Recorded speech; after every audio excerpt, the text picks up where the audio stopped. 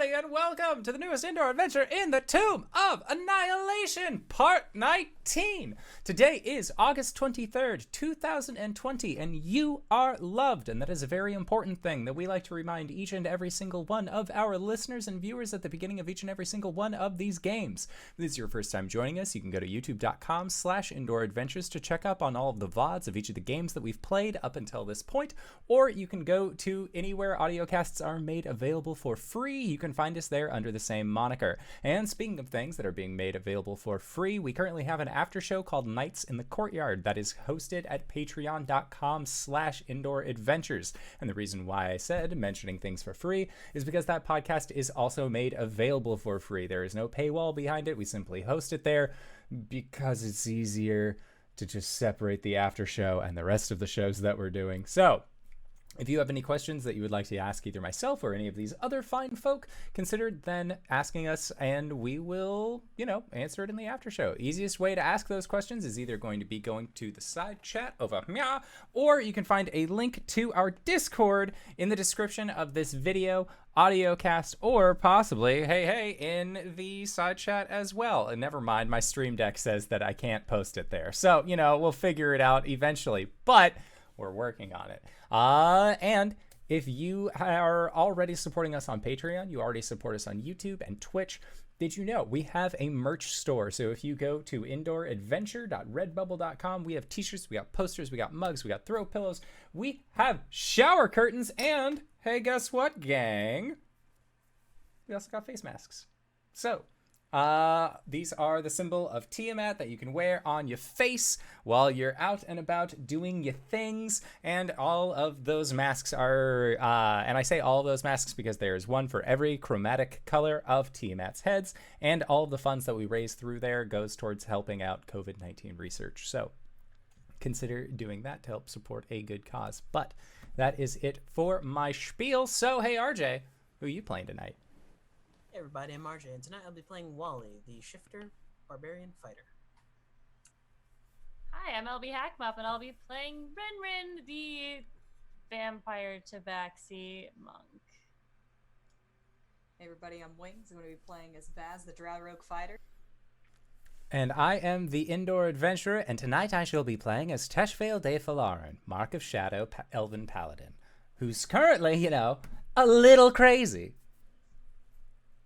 And I'm Tyler. I will be your DM tonight, and we'll start with the recap. Last time, Teshvael's tumultuous teammates took care of the Red Wizards and his mercenaries, with the help from the wildlife. Afterwards, Tesh and Baz devised a way to curb RinRin's appetite, though she awoke with some haunting memories. Now, while scouting ahead in Shagambi's shrine, Tesh has inadvertently started the trial, and must face evil with honor. Will he overcome the shrine's trial as well as his own curse? Find out on the Indoor Adventurer presents The Tomb of Annihilation. We're mid-fight. To set the battlefield, there is a pit, a gladiatorial fighting pit, with metal bars crisscrossing overhead. Up top, we have Baz, who just used a rope to pull Orvex out of this pit, and Racket beside him. Inside the pit, we have Teshvael, pretty much standing right in the center. If you imagine a battle grid, the 3 5-foot squares in front of him and one to the left are filled with gladiators, clay golems, who are all wailing away on him. Behind those golems are Wally on the left and RinRin on the right. It is Tesh's turn, and you are berserk. Sweet deal. None of your friends are within 5 feet of you, but you still have these 4 gladiators in front of you. Okay, so do I just roll a d8 and then 1, 2, 3, 4, 5, 6, 7, 8 to determine who to attack? Okay. Yeah, absolutely. That's a 6, so I'll be attacking the third one. Righto.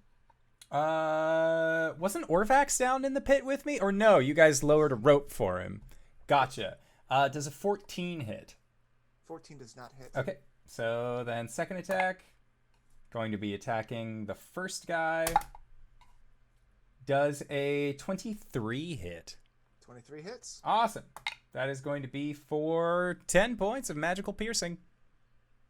Fantastic.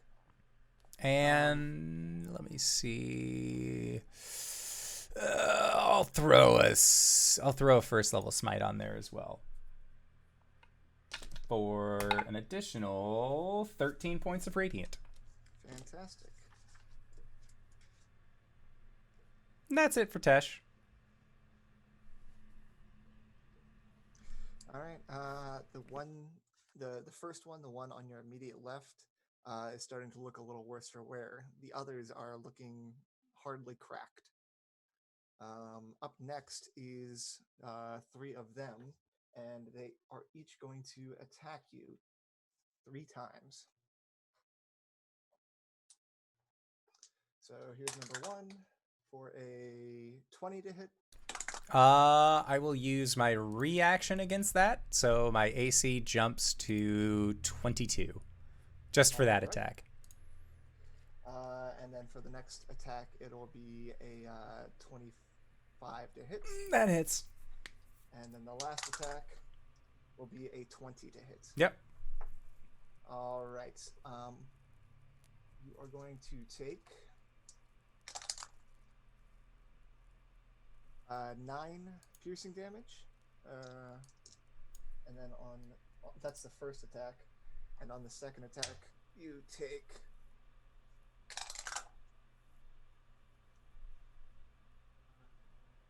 another 8 bludgeoning damage, and I need you to make a strength saving throw. I fail. I only had 8 after that guy hit me. Oh, so are you just down? Yep. All right. That was the first golem's turn. Yep. So let's see where these second golems take me. I'm in the pit too. Yep. Okay. So the next 2 are going to turn around to Wally and RinRin. So these attacks are coming at Wally. 18, 25, Hit. and 18 again. 18 hits. Yes. Cool. Make a strength saving throw, please.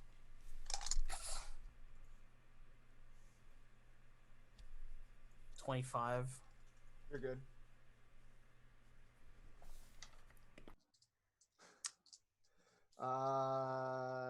Let's see. That's Just to load all up. It's all non-magical, right? yeah. It is all non-magical. 13, 24,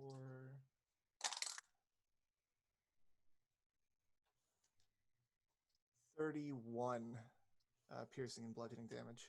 I hate you so much. Okay. And then the last one's coming at RinRin. 25, 24, and 15. Do they all hit? 15 does not hit. Okay, 15 does not hit. The others do.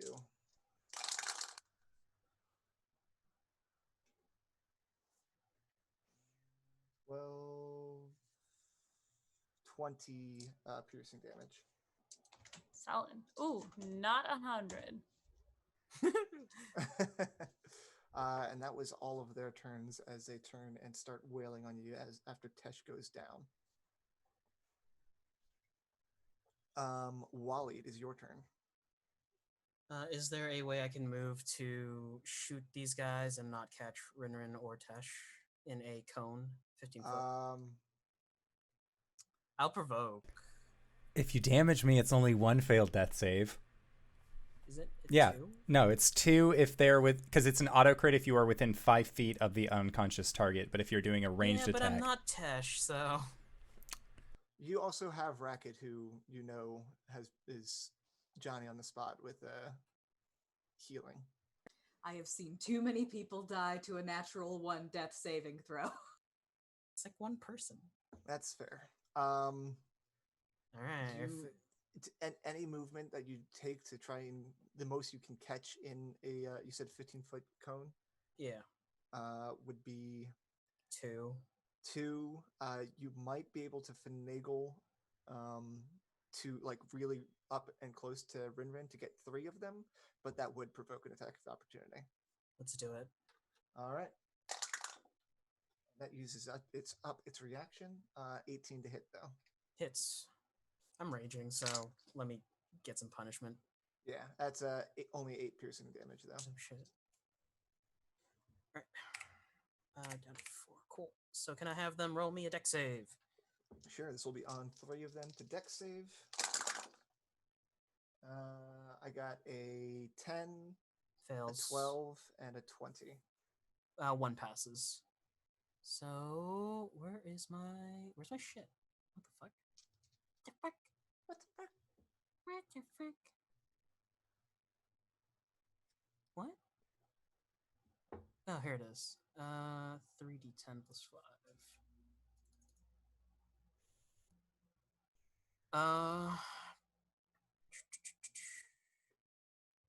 27 to the ones that don't. No, wait, 27, 28, 29, 30, 31, 32 to the ones that failed, and then half that. So I gotcha. thank 16. you.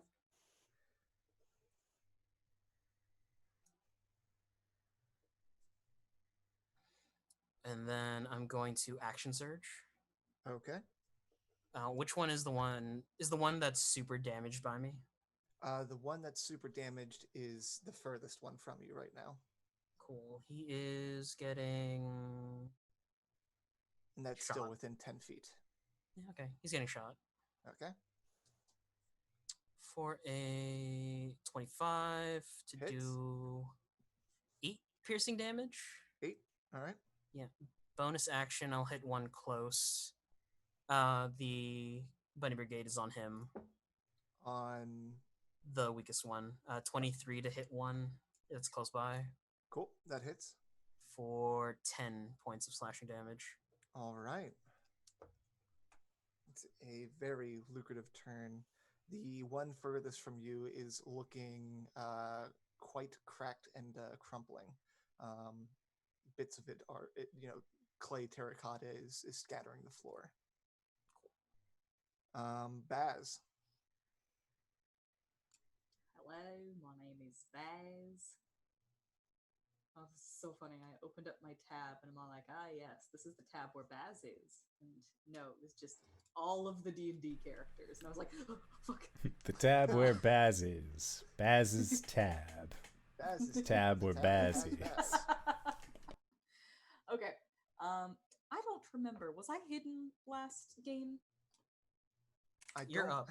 I don't have a stealth score for you written on your Okay, paper. I probably wasn't then. So I'm up in the You're up above, about like 15 sticking like feet. my gun through between bars and and these bars are, size so a medium. They're like 4 or 5 feet gaps. precisely. I'm not getting down there. Yeah. Is it how many of these guys are left? 4. 4 of them? Yep. Okay. Well, let's just do it anyway. I'm going to stick my gun through the bars, and I'm going to fire at the most injured looking one. Okay. Okay. It's not great. A 11. No, that does not hit. Okay. Well, that is fine. Who needs that anyway? Who needed that bullet anyway? Not you. You just got a whole lot of Not me. fancy new clearly. bullets. Ooh, I still have that though. Okay. Well, can I possibly duck behind the wall and do a hide roll? Yeah, absolutely. I will. You can back up and just not have a direct line of sight with these things. 13. 13. I do not know. That does pass their passive perception, so you are hidden from Amazing. them. Even when I roll bad, I roll good. End turn. All right. Orvex has just climbed a rope next to you, and he only has his short sword in hand and looks at you and asks, do you have an extra gun? No. Well, he's going to be pretty useless right here then. is going to ready an action to attack if anything comes up here. Next is the last one down there, and it too is going to turn around and stab out at RinRin. For a, man, I'm rolling well tonight, 26. Is this the most damaged one? No, this is not. This is the most healthy one, actually. 20. So the first one was at 26, next one was at 23, and the last one's at 21. Yep. We're doing great today, LB. We're doing great, guys. We're doing great. Welcome back, RinRin. I need you to make a strength saving throw, please. Oh boy.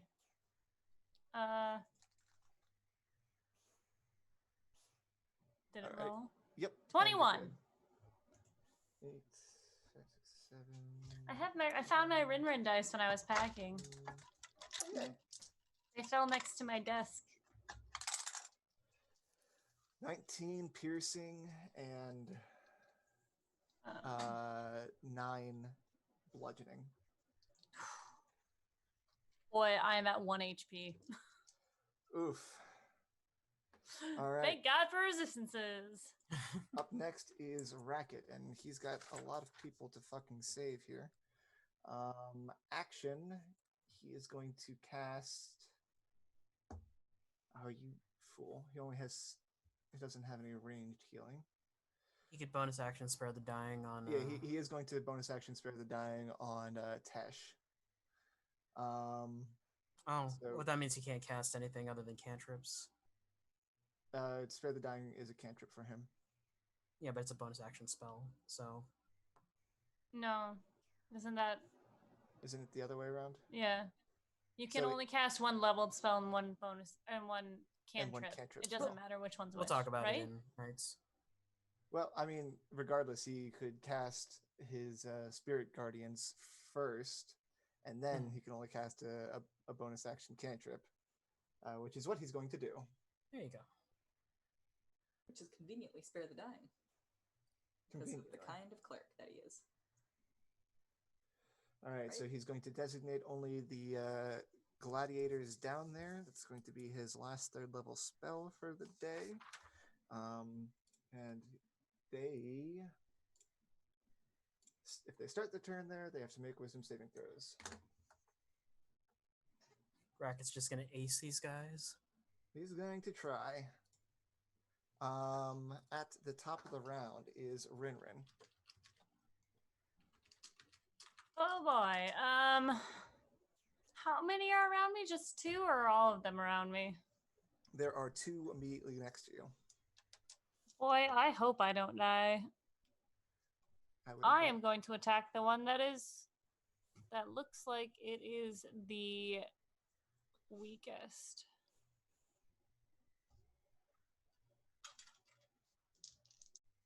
I'm going to do 2 claw attacks. Or should I make them run away from? I don't know. I mean, with the way that I'm rolling. Well, yeah, I guess it doesn't matter. I'm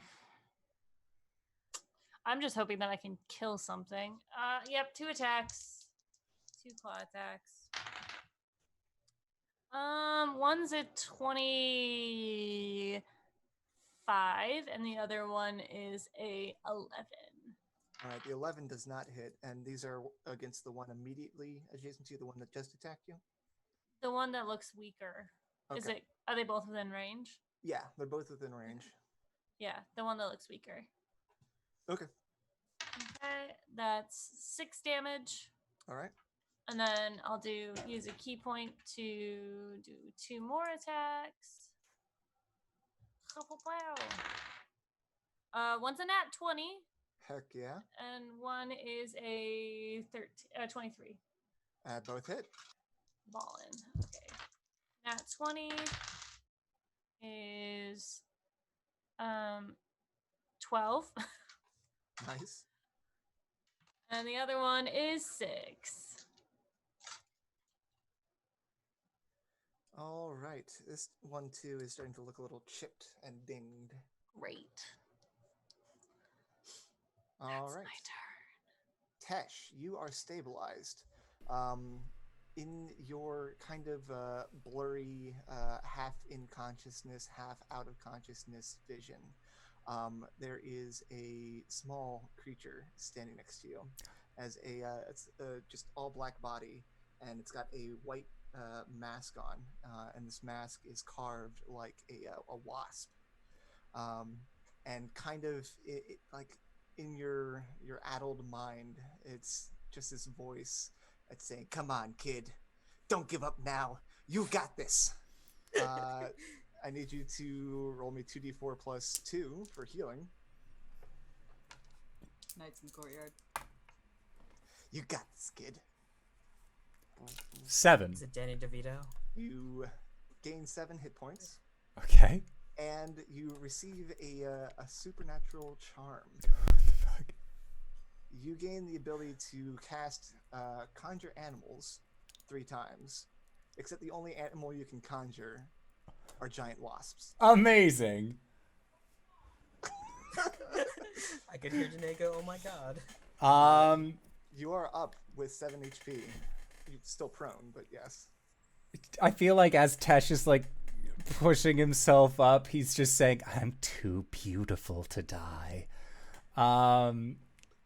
And he like very clearly like got his shit rocked like recently. But he has his wits about him. He's not cursed right now, so you know that's a helpful Henry.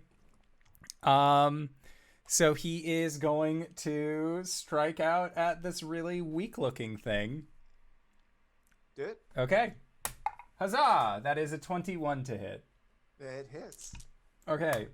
That is going to be for 9 points of magical piercing, and I'll sink a first level smite into it. All right, do it. You only got one shot. Do not miss your chance to blow it.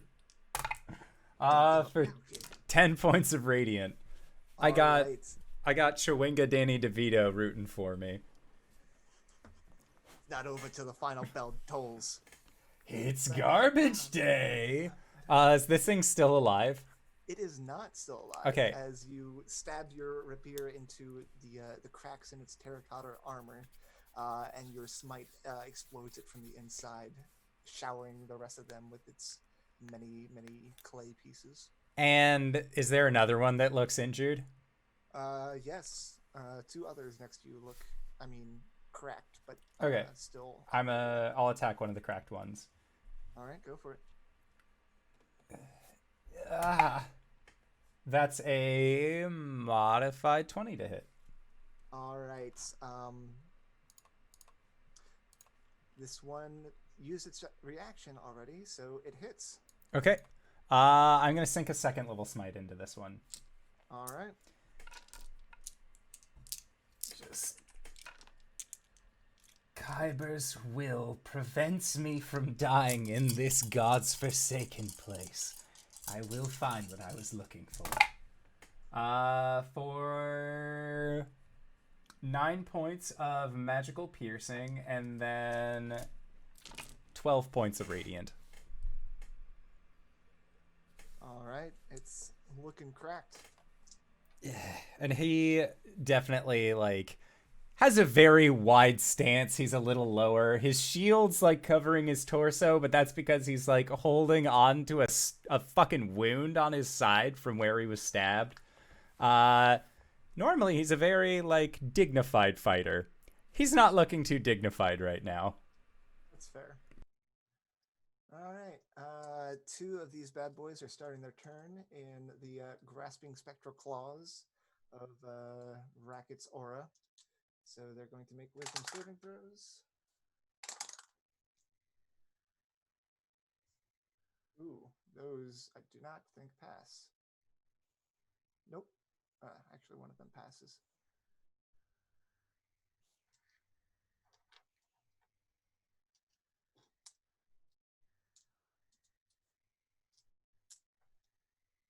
So that's not a lot.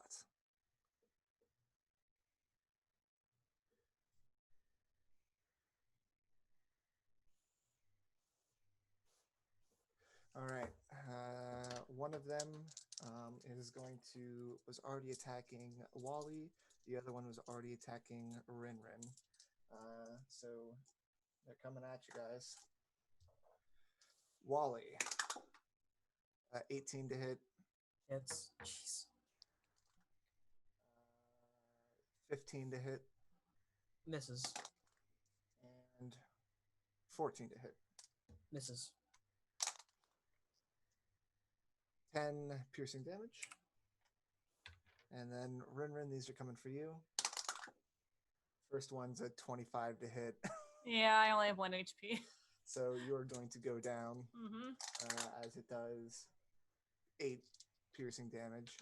And then it's going to shift its attention to Wally and go 2 more times. For that's a nat 20. And then a 15 to hit. 15 misses. All right.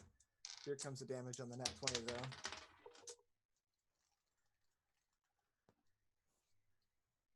Uh, 19 piercing. 10 damage. Yep. That is their turn. Wally, you are up. Free action, drop my rage. Action, he drops his hand axe and pulls out the pistol of Teodoro Guado. Teodoro Guado. Yep. Teodoro Which Guado. one of them looks the weakest? The one about 10 feet from you, the furthest one from you. Cool. I pointed at him and he's taking... Actually, it is within 5 feet of you. 9 magic missiles. Are you using all of your...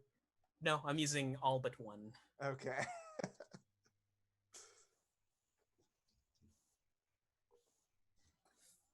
RJ insisted that he was going to be smooth brain tonight. What? He did. Sorry.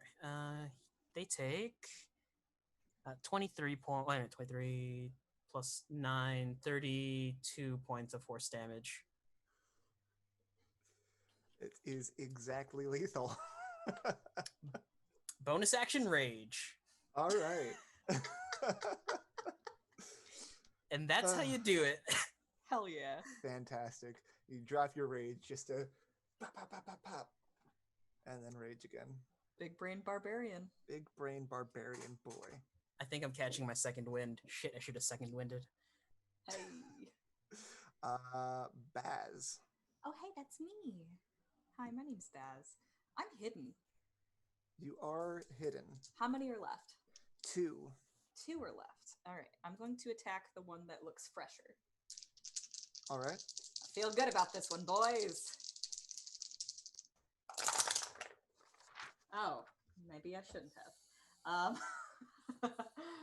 Ugh.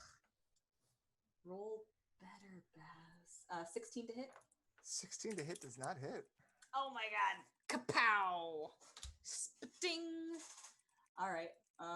Well, my gun is out of bullets. That it is. What are my bonus actions? A whole lot of nothing.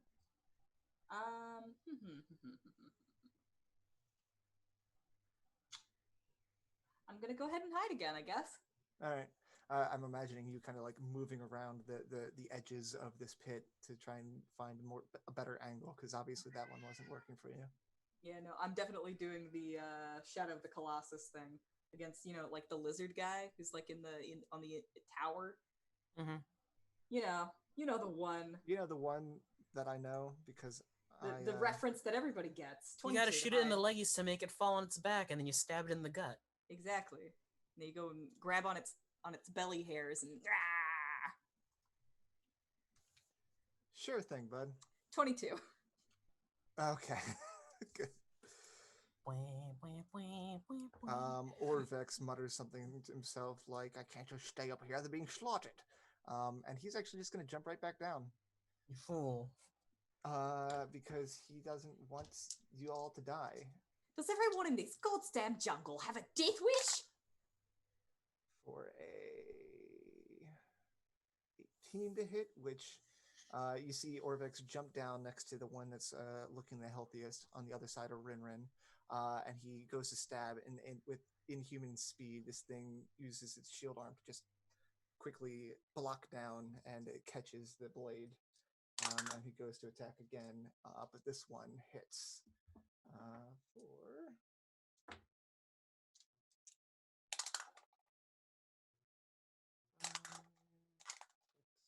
11, 16.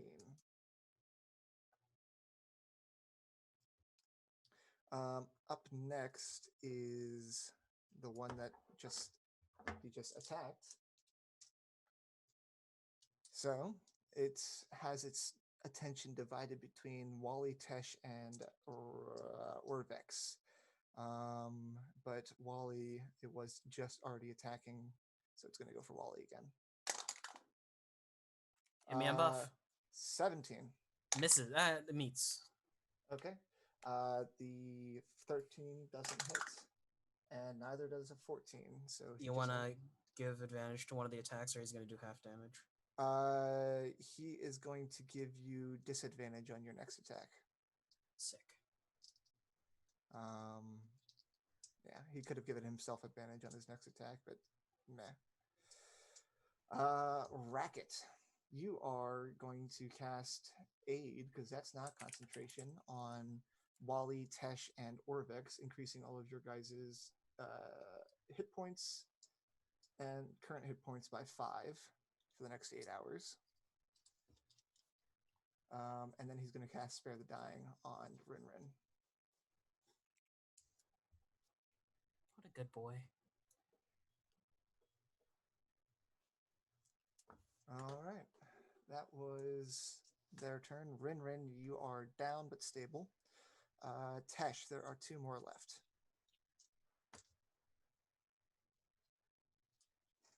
Tesh is just going to yell his thanks towards Racket. And then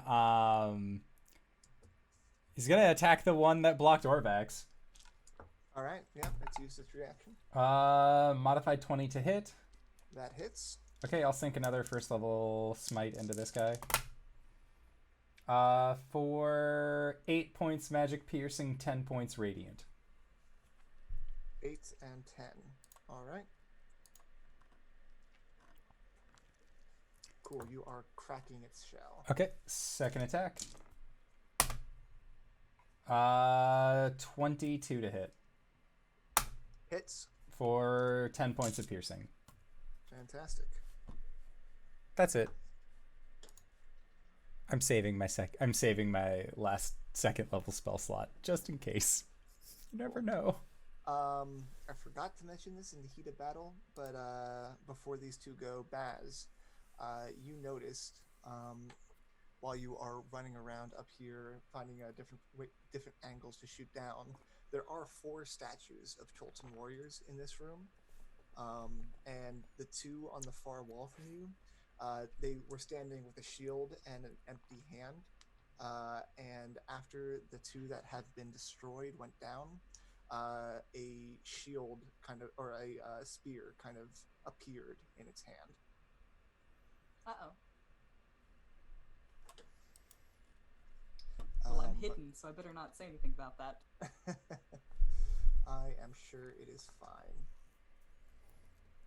Up next is these 2. Actually, B is dead, so it is just this one. It's got Wally and Tesh to hit, but these 2 have been preoccupied with Wally. They are of one mind, and that mind is to attack, change targets, and attack. So Wally, these are coming at you. 25. Hits. 14. Misses. And 18. Hits. Need you to make a strength saving throw. 24. Alright, you're good. God, that was a 1. 18 damage. And then you'll have to half that. I got it. Oh, this thing also needs to make a saving throw. It saves. But that was its turn. Wally, you're up. Oh, taking damage. Nice. Bonus action, second wind. 1d10. That's 9, 12 to heal. And I'm going to take the help action. All right, who are you helping? I think alternatively you can aid a friendly creature in attacking a creature within 5 feet of you. If your ally attacks the target before, I'll help Baz out on attacking one of the dudes with the shield. So basically, Wally's gonna just pry the shield away just to open it up, and Baz will get advantage. Fantastic, Baz. You'll have advantage on your next shot. He's hidden. He's already. Oh, he's hidden. Advantage. So I'll give it to Tesh then. Yeah. Thanks, friendo. Sorry, I'm just doing some quick maths. I forgot to do the damage on those guys for Racket's aura. So they are looking even more hurt. Wally, you are helping Tesh. Baz, you are hidden. So it's me. And it's your turn. Okay, I'm going to attack the more injured looking one. All right. I have to drop my gun because I'm out of bullets. Reloading, what's that? What's that? No one does that. Exactly. Longbow. Hold on, I'm doing this at advantage. All my homies hate reloading. All right, 23 to hit. That hits. Okay. That's going to be 4 magical slashing damage.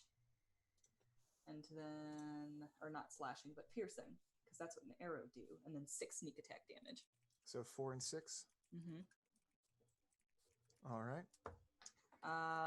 And then after an arrow sprouts from the soft bits of that clay warrior, there probably are no soft bits. An arrow... I mean, it's a magic arrow, though. Yeah. So, I mean, it does just embed itself into the terracotta, like, you know, hitting a vase with something, but it doesn't shatter. It just kind of punctures into it and then just hangs loosely. Weirdly. Okay. So, ka-chunk. And then Baz points at those statues that had, like, spears appear in their hands and says, these guys have got sticks! We might have more incoming! And then he ducks back behind the thing and he's going to go hide again.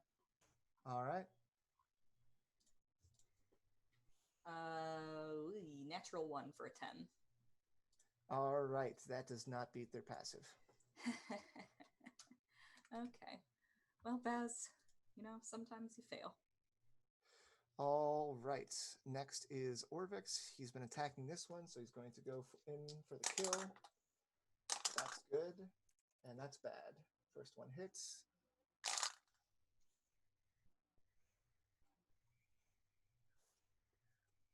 For 10 damage. Good job, Orvex. Oh yeah. Okay, never mind. It is this one's turn. It has to try and save from Racket's aura. It does not.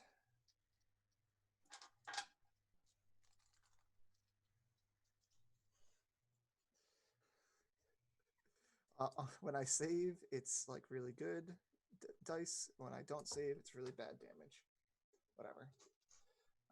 And it is its turn, so it is going to keep going for Wally. Hit me on buff. It's every barbarian's dream. 23. Jesus Christ, yep. 22. And 23. 16 on the strength save. All right, 16 will pass. All right, so that's 9. Okay.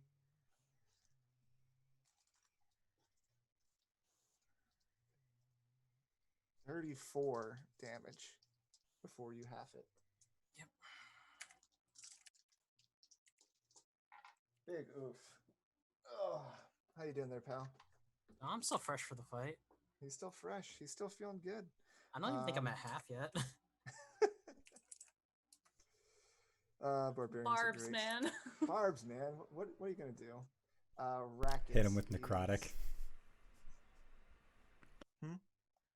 What are you gonna do for barbarians? Hit him with different damage types. It's fun that way. True. Totem of the bear. Fuck you. All right. One of these things is going to have to make a wisdom save as the bracket tolls a dead on it. It fails. D12. Hell yeah. For full damage.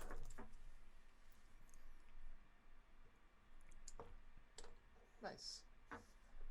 But no one's dead and not and dying, right? No one needs to spare the dying. RinRin's down though. Yeah, she's down, but Racket doesn't want to swoop on down and give her cure wounds yet. You'll get that in a second.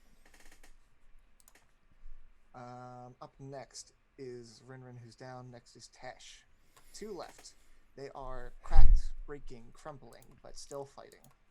Tesh is gonna get right up near him and just do his best to do a heckin' stab.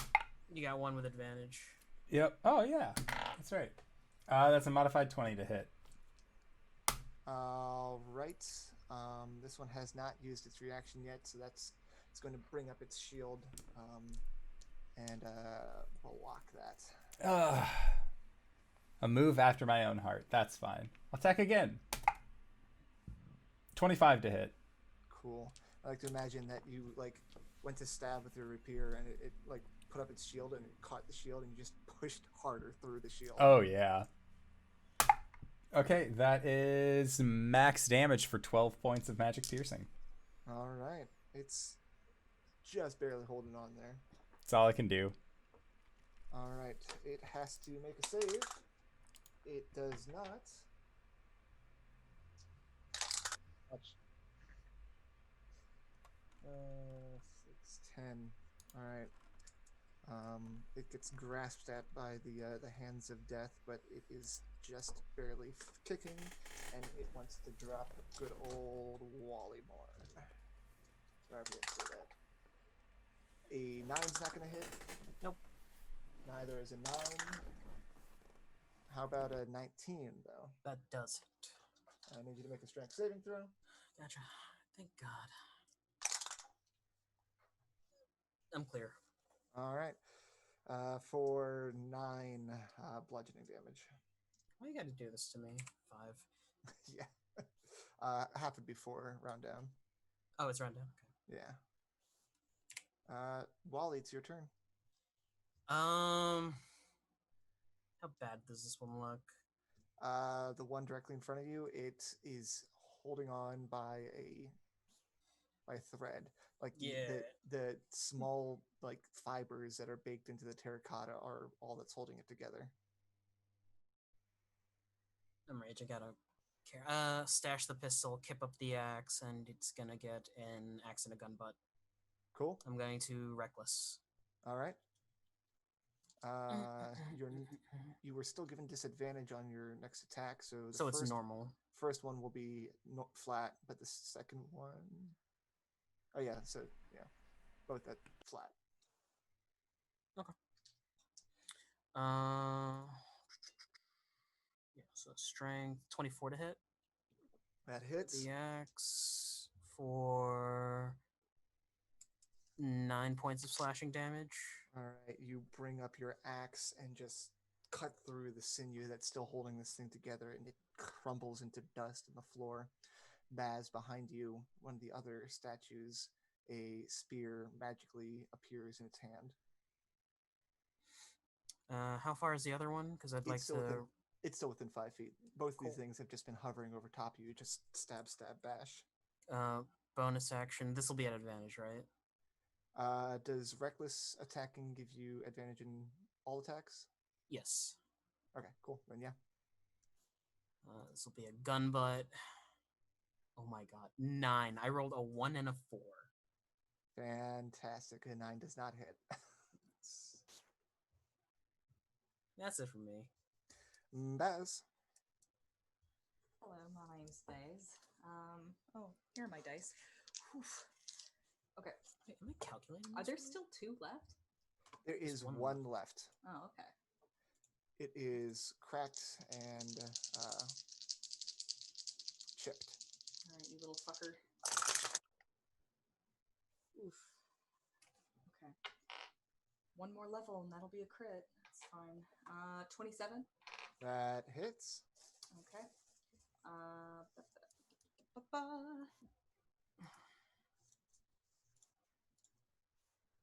There are buttons to hit. Okay. 5 magical piercing damage. All right. And 10 sneak attack damage. Cool. It is still up. It's fine. It's fine. And Baz says, well, actually, maybe it's a good thing. Maybe this is a good thing. Is this a good thing? Duck. I don't know, but we need to stop them from stabbing us. Okay, 18 on my stealth. All right. That is hidden. Orvex, you still got one in front of you, so go at it. Boyle McGee. That hits. That doesn't.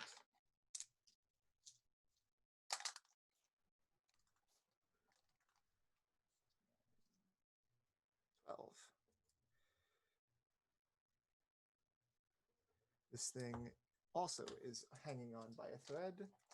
Your NPCs might actually finish it off as the Grasping Shadows or the Spirit Guardians will damage it. Spirit Guardians take it out. What does Racket's Spirit Guardians look like? They are like zombie hands reaching from a grave in a horror movie.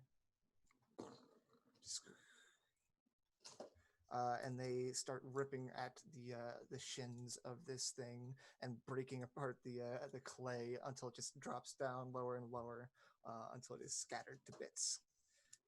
And Baz, behind you, the last statue gains a spear, and you hear the rumbling of stone on stone, and on the far side of this room, the pedestal turns in place, and a puzzle cube rises out of the an indent in the stone, and the puzzle cube of Shigambi has been released. Nice. Baz will like tiptoe into the hall. Like just put like a like whenever he enters into a room, he puts his foot down and then jumps back. And then Right. if nothing happens, he just runs through. Okay. Like going towards the pedestal? Yes. Cool. I mean, it's all in the same room. It's just on like the far side of the room from you. Yep, he'll snatch it and run back. You snatch it. You have obtained Shigambi's puzzle cube.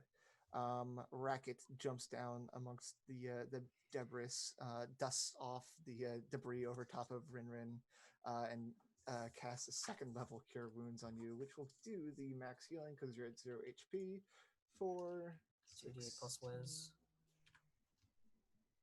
19 healing.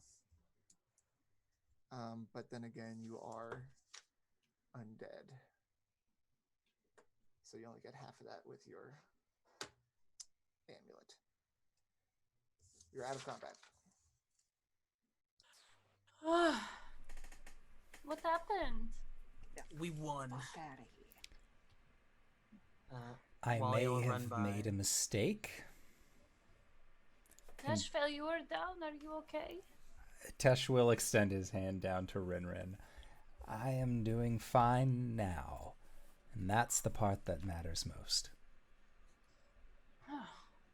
Those things hit hard. Baz is gonna lean out with it like against one of the bars and kind of like shake the puzzle cube, and he's like, "This is all very heartwarming, but let's all get out of the deck trap." Agreed. Agreed. Wally'll scoop RinRin up and start running. Yep, there is a sloped path that leads out of this pit all the way around to the main room. You guys can go through and can also head out through the front door into the the noon sunlight. Wally will jog in place before they actually leave, and like, are you gonna be okay out there? Yes, I'm not. My amulet is in. It works now, so I'll be okay. Thank you for worrying. I'm sure I don't deserve it. Well, Mama always said that a person in need is a friend indeed, so... I don't understand that saying. You need help. And he'll start chasing after Baz. Who makes it outside first? Probably Baz. All right. Baz, as you are heading outside, squinting in the sunlight, I'm sure you pick back up your rifle that you dropped on the ground. I reload it as I'm walking out. As you're walking out, as you step outside, you spy a small green grung waiting at the doorway. I duck. And Take. so does it as it drops to its knees in like a pleading, hands clasped pleadingly, and starts chittering at you. It's how grungs speak now. Animal Crossing ass. Yeah, no. Baz ducks around the corner. He's got like his hands like up against the wall. Seconds behind you are the rest of the party, including Orvex, who like stops in front of this thing and like just listens, and he says, it's begging for our help. It says, thank you for rescuing me, but the city is dangerous, and he's looking for an escort. You speak frogfucker? I've known to dabble in grung. I'm sorry, who are you? I'm Orvex. We've met. Oh. Sorry if I was mean to you. You're a little strange. I mean, sorry. Where are my manners? You're fine. I don't think I was.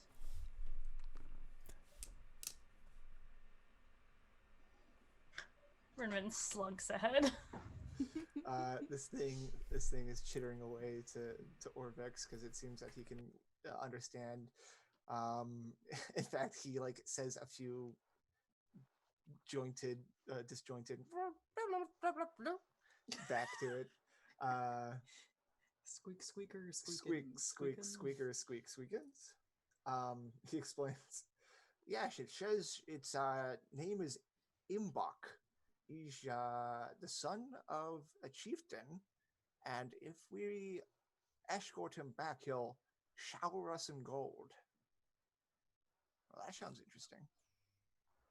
The more interesting part, though, is he said his tribe lives at Nangnang's temple. And if you'll recall from the story I told you earlier, Nangnang is one of the trickster gods. He might mean the shrine. Huh. Listen, if it's a safe haven, we kind of need one right now. After a little bit more conversing, he's like, well, I wouldn't call it safe. It's on the far side of the city.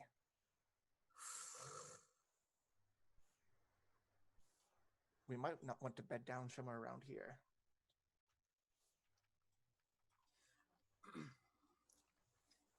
We could bed down right around where the commandants are. It should be all right.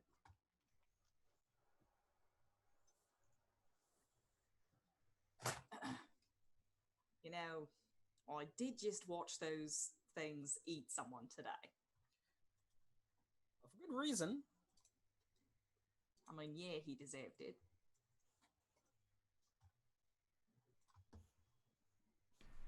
I mean, think of it as I wouldn't want to say guard dog, because that's a little condescending to the commandant. Alarm system? Just don't... I am a living alarm system. We'll make a choice. because a lot of us are hurt right now. Baz just kind of like looks around at everybody and he's all like, alright, shit, that's fine.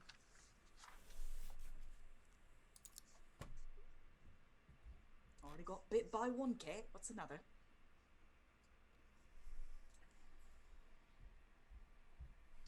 So what would you guys like to do? Go to safety.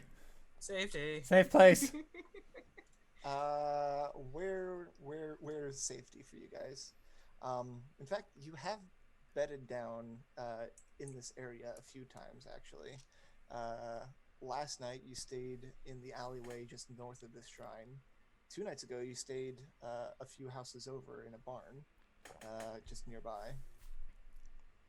Across the main road is that big courtyard where you first ran into Orvex.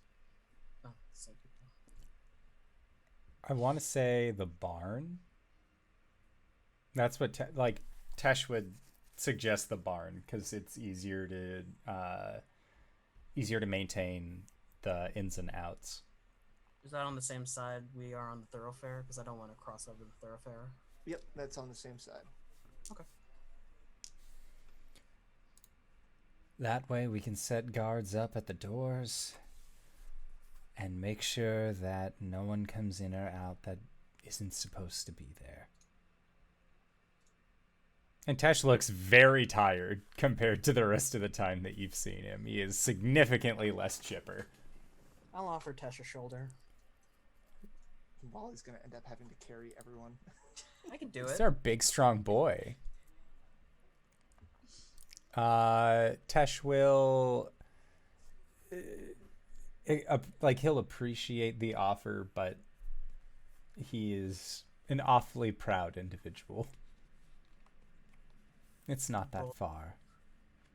Bold words for someone within princess carrying distance. Carry me.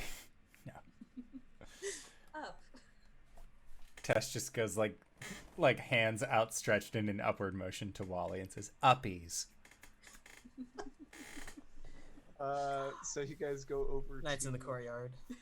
You guys go over to the barn, and you're planning. Are you planning on taking a short rest, a long rest? Long ass rest. Long rest if we can. Alright, RinRin's gonna sit like on the edge of wherever we are, like as far as she feels comfortable away from everyone, and just not face them. Kind of just so like there's like some big decrepit barn doors opening up into this area. There's a few side rooms that you guys had already cleared out before, but she's kind of sitting at those barn doors looking out. Yeah. Cool. You guys took a long rest like less than 12 hours ago. We fought though. This is just like a lot of fighting. We could take a short rest, if anything. I don't know if we still even have short rest things we can do. I have hit die. At least 2 of us have action surges. Yeah. Yeah. I say short rest, at least for now, and then if we're feeling up to it, we could try and make our way to Nangnang's.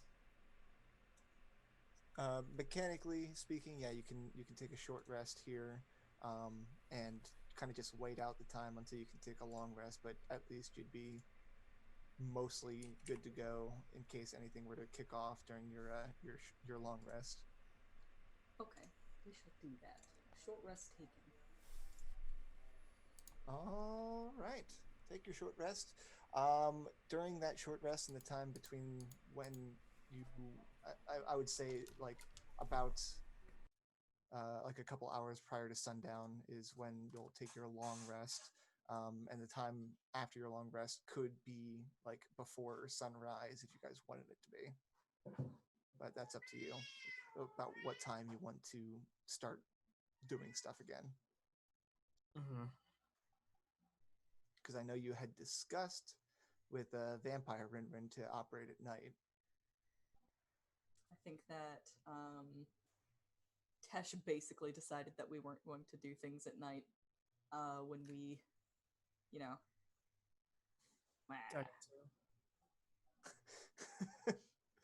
Fair enough. All right. What are you guys doing then during this this afternoon and evening? Who's keeping watch? Who's doing what? I'll keep watch. RinRin's at the door and she doesn't sleep, so she'll keep watch. All right. Baz? Baz will find a place high up, take his rest, and then keep watch. Everyone's separately keeping watch some way or another. We're gonna need a 5-cornered tavern so everybody can have their own dark corner to sit in. And brood. Luckily, No. the geometry of this place is so crazy that there's a dark corner for everyone. I'll be out in the middle. Star-shaped. There's a soft guitar strumming. Aww. Nice. I rolled a natural 20 for a 25 on a performance. Wow, that's amazing. Oh. Baz hops down and like watches silently for a bit. Then he goes, "What is that?" It's a guitar. It's an instrument. Not like an instrument of war or anything. It's more of an instrument for performance. Huh. Like reaches out and like twangs one of the strings. Weird. You just twang my G string.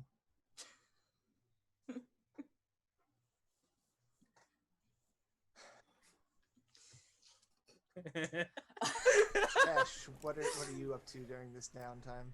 Tesh will... He's just going to rest a little bit, hang out with Summerwise. And then he's going to try and find RinRin. Yep, she's kind of out in the open. Okay. Lord Finkelton's on her knee and she's just kind of... she's silently crying up at the front. Yeah, he'll sit down next to her. And he says, I'm glad Racket was able to ensure that both of us got out of there safely. I understand things have been difficult,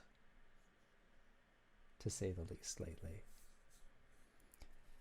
I was not expecting to come so close to my end in that pit today.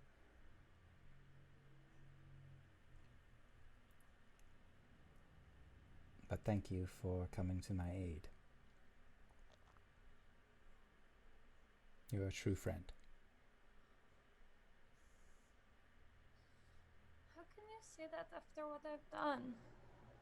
Because it wasn't you. But it was me. It's When- through me.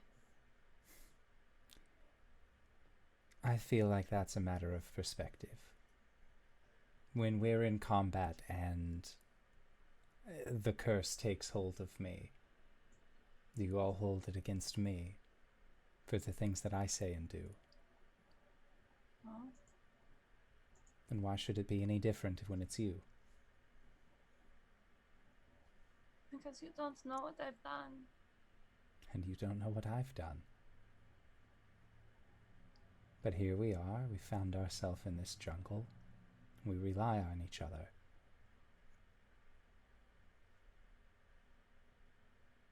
It's all right.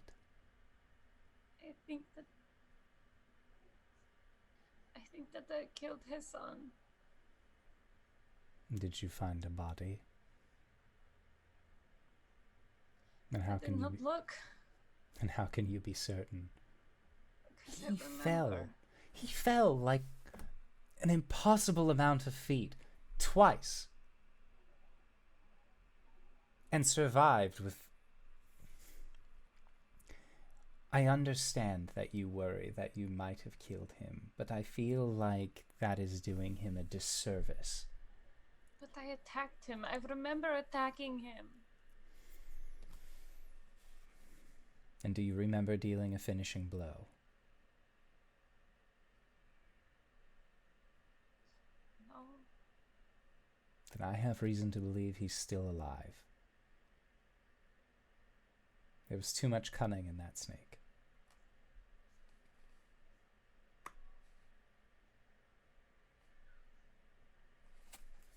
What did that do to Baz? From what I was able to piece together, you approached him, words were exchanged.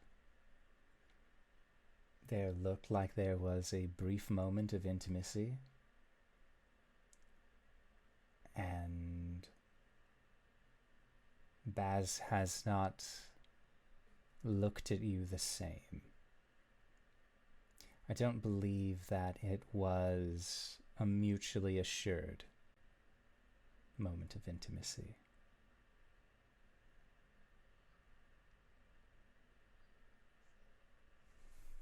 I don't even know what to say to him.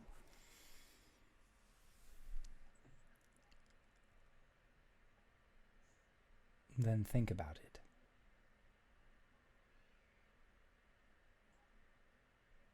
I know that the you that did those things isn't the you that's before us now. I am able to parse these things. I don't know if Baz is able to.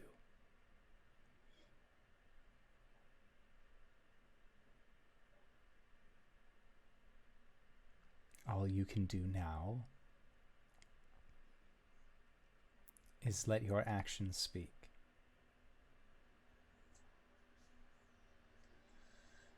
When he is in danger. If he was in danger, what would you do? I would protect him. Then do so. Prove to Baz that you're not just using him as some sort of juice box. What?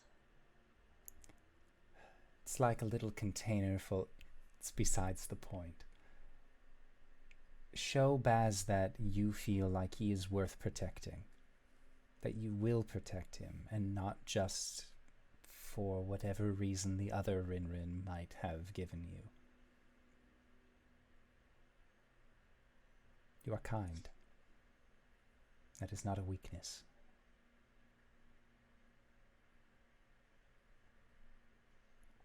Okay.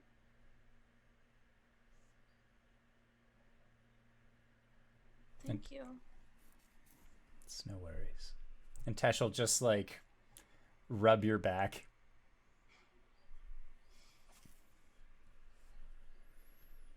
You should get some sleep. I don't really sleep. I don't think I have in the last long while, but I do meditate. I think about these things. Okay. Do you think I should talk to Baz or just let my actions show? I think if you tried to talk to him right now, it might end up making things worse. Okay. RinRin, Yes? would you like for me to draw you a picture? I would really like that. What would you like to see? Will you draw Lord Finkelton for me? Of course. So Tesh is going to make his way, like, not too far from RinRin. Like, he wants to show her that, like, we're not ostracizing her. Mm-hmm. So, like, he'll just, like, and that way he can also, like, still look at Lord Finkelton, and he will draw a very regal picture. Like those pets in the, like, Yes. military garb. I was thinking of, have you seen The Great Mouse Detective? Yes. Lord Ratigan, when he's, like, in his full kingly attire, that is Lord Finkelton. Okay. She loves it. Fantastic. As you guys are taking this short and into a long rest, kind of just taking some downtime for the rest of this day, Orvex and Imbach, the Grung, are kind of sitting off to the side having quite the conversation. You can't make out what he's saying most of the time, but it kind of seems like they're just swapping stories, and he's getting a lot of information out of Imbach. Throughout the afternoon, though, you do hear quite a bit of commotion from around the city, like distant gunshots, explosions, other things that just indicate that there's a lot of activity going on. At one point, you hear kind of a terrifying roar, followed by the ground shaking a little bit where you guys are. You don't really have any eyes on what happened there, but it is quite unnerving. Baz, I'm assuming you kind of take up after you pluck old Wally's G-string. You go back to your perch up. There's kind of like, how barns have like the top area where they keep the hay, and kind of gives you a good view of the surrounding area, so you can settle in there and keep an eye out. And Racket's actually going to land next to you and just ask you, like, or how are you? Baz will say, I hear gunshots, and he like is trying, like he basically just like completely misreads the situation and like approaches it from a very analytical standpoint. It's like, I hear gunshots, probably 2 miles away. Can't be sure.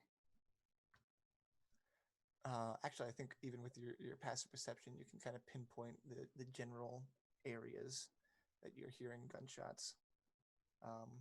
Most of them coming from like the far north part of the city, and more coming from like just across that river that you can't really see over there. Yeah, he explains that to Racket.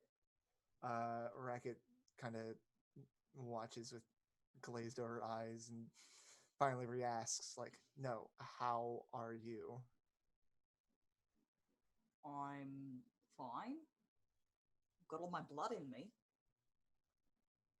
I mean, we've had a pretty busy couple of days, with RinRin and almost dying a few times. Yeah, I'm doing better than everyone else. Actually, I didn't take any hits in that last fight. My aim could be better, though. I need some time in the shooting range. I wanted to ask you, again, he kind of wasn't even really paying attention to you talking about tactical stuff. The other day when, Vampire RinRin, and he kind of takes like a deep breath when, she kissed you. Yeah? Well, do you have feelings for RinRin?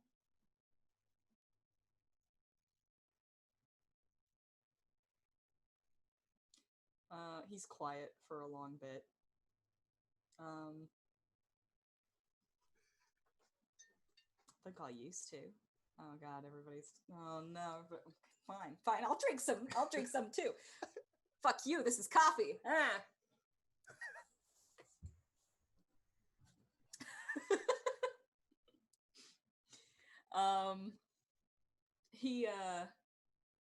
He says, think I used to.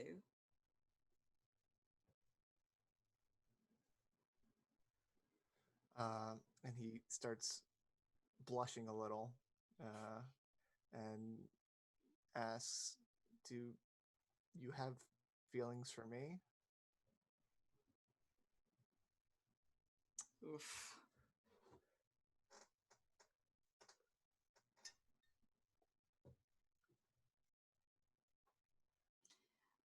Baz grows serious for a moment, and he looks Racket in the eye and he says, Racket, why don't you follow me out here? He like kind of rubs his face. Because I like you, Baz.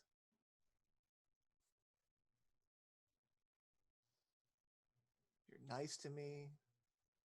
You're fun and exciting.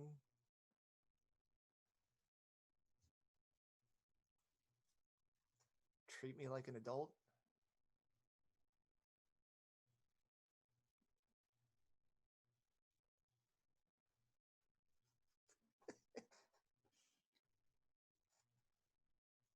You are an adult. And you should be able to make decisions for yourself.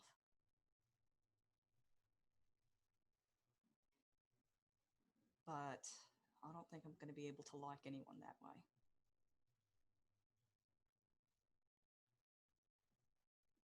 Why?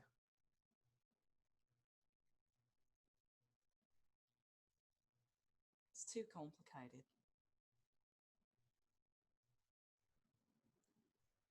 Gotta keep things simple. Next task, next target. Get too wrapped up and he just touches the scar on his lip, you get hurt.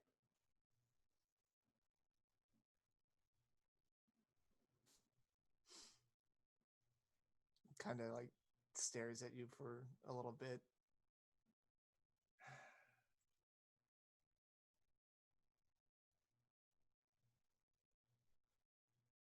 I was kind of hoping you'd say you like me.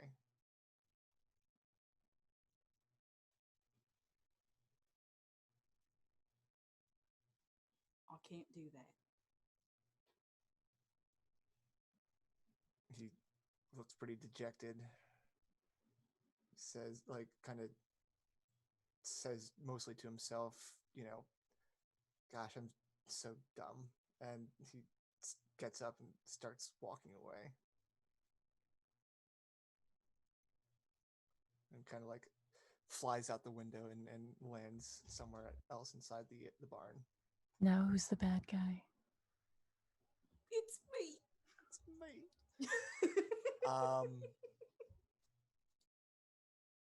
Is there anything else anyone else wants to do during the long rest? I'll do a quick scout around, make sure everything is clear. Mm-hmm. Roll a stealth check. 18. Okay. Just looking for like any disturbances. Any disturbances? Red Wizards of Thay. My commandant buddies. Again, you hear a lot of commotion off in the distance. Are you doing this like after you take a long rest, or? It's after a short rest. He'll head out. It's after the tell short everyone rest. where he's going. Yeah. There does not seem to be any immediate danger. Can I tell if the fighting is getting closer or farther? Everything that you've heard has been remaining distant.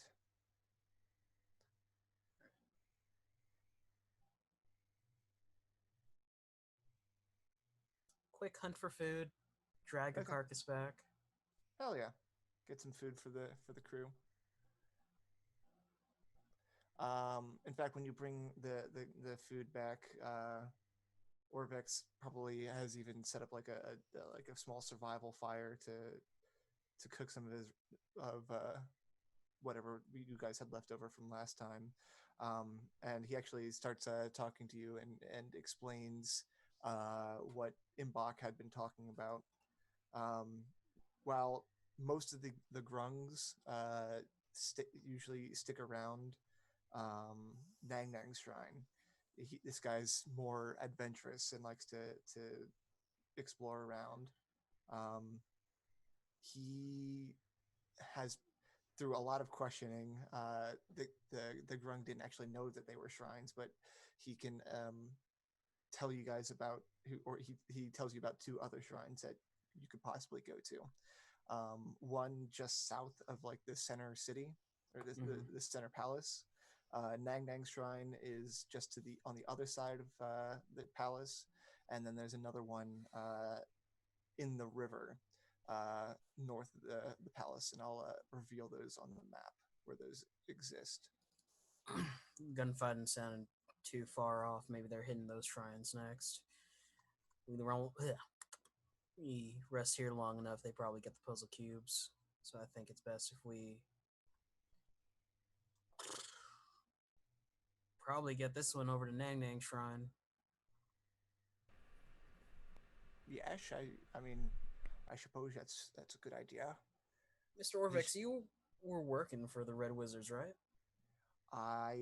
Well, you know, it was mostly out of necessity.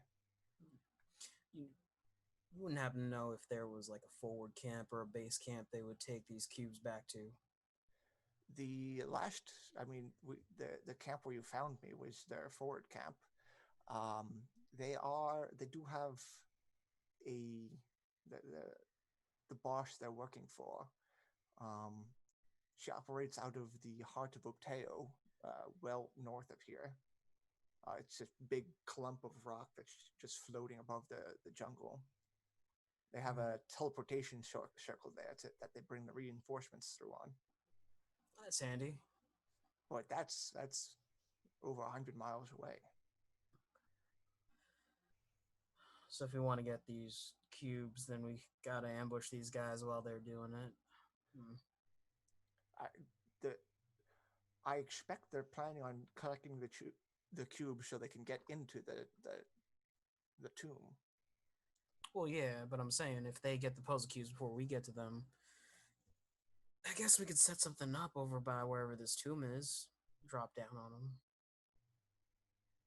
I would suppose so.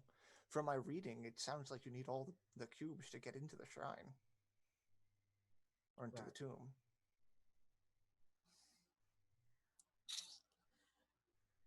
We'll talk it over as a group later. Is Nangnang Shrine safe?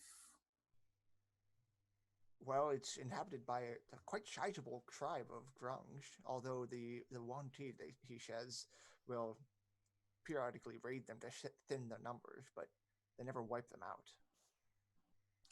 Cullen for necessity, got it.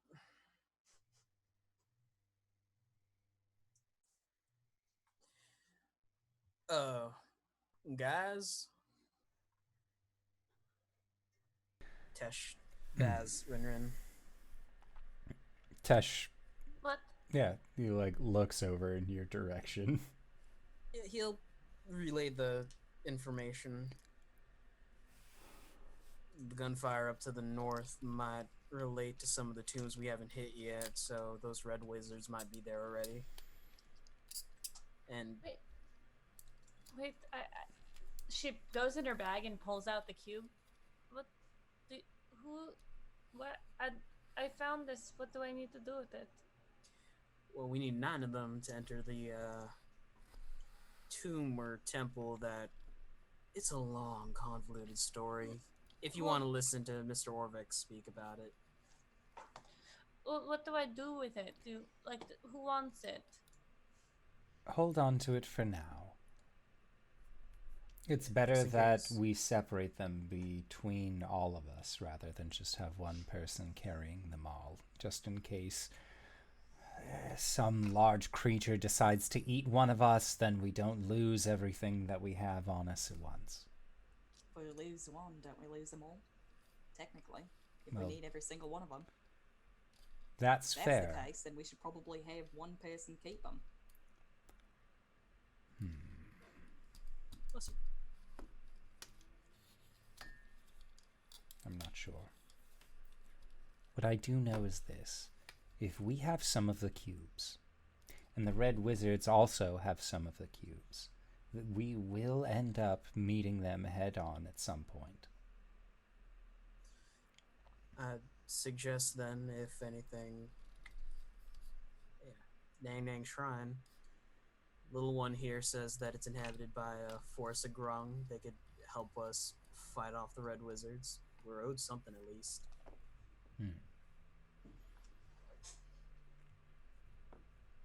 That sounds like a good enough plan. You have any input, Mr. RinRin? I'm Walmorn, by the way. Friends call me Wally. There was a sort of disjoint. That sounds good to me.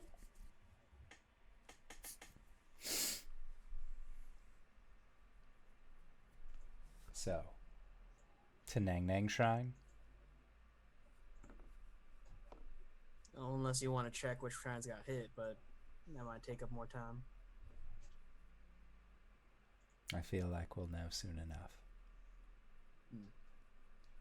Well, they're going to have to find us, and we're going to have to find them at some point, right? Do these cubes give off any power, like, to the people who have them? We don't have any that they've seen so far, do we? Or Vex. I don't feel more powerful. Yes. They can track him. I'm sorry? If they have a powerful enough magic user, they can scry on Orvex and then find him. I don't see why they would want to, though. As Do far they as they know, the Colonel Dryax that we ran into earlier, he was surprised to see me alive. Let's try and keep it that way. The problem is 2 of them ran off. That is true. Well, We have to assume that they're going to be able to find us at any moment.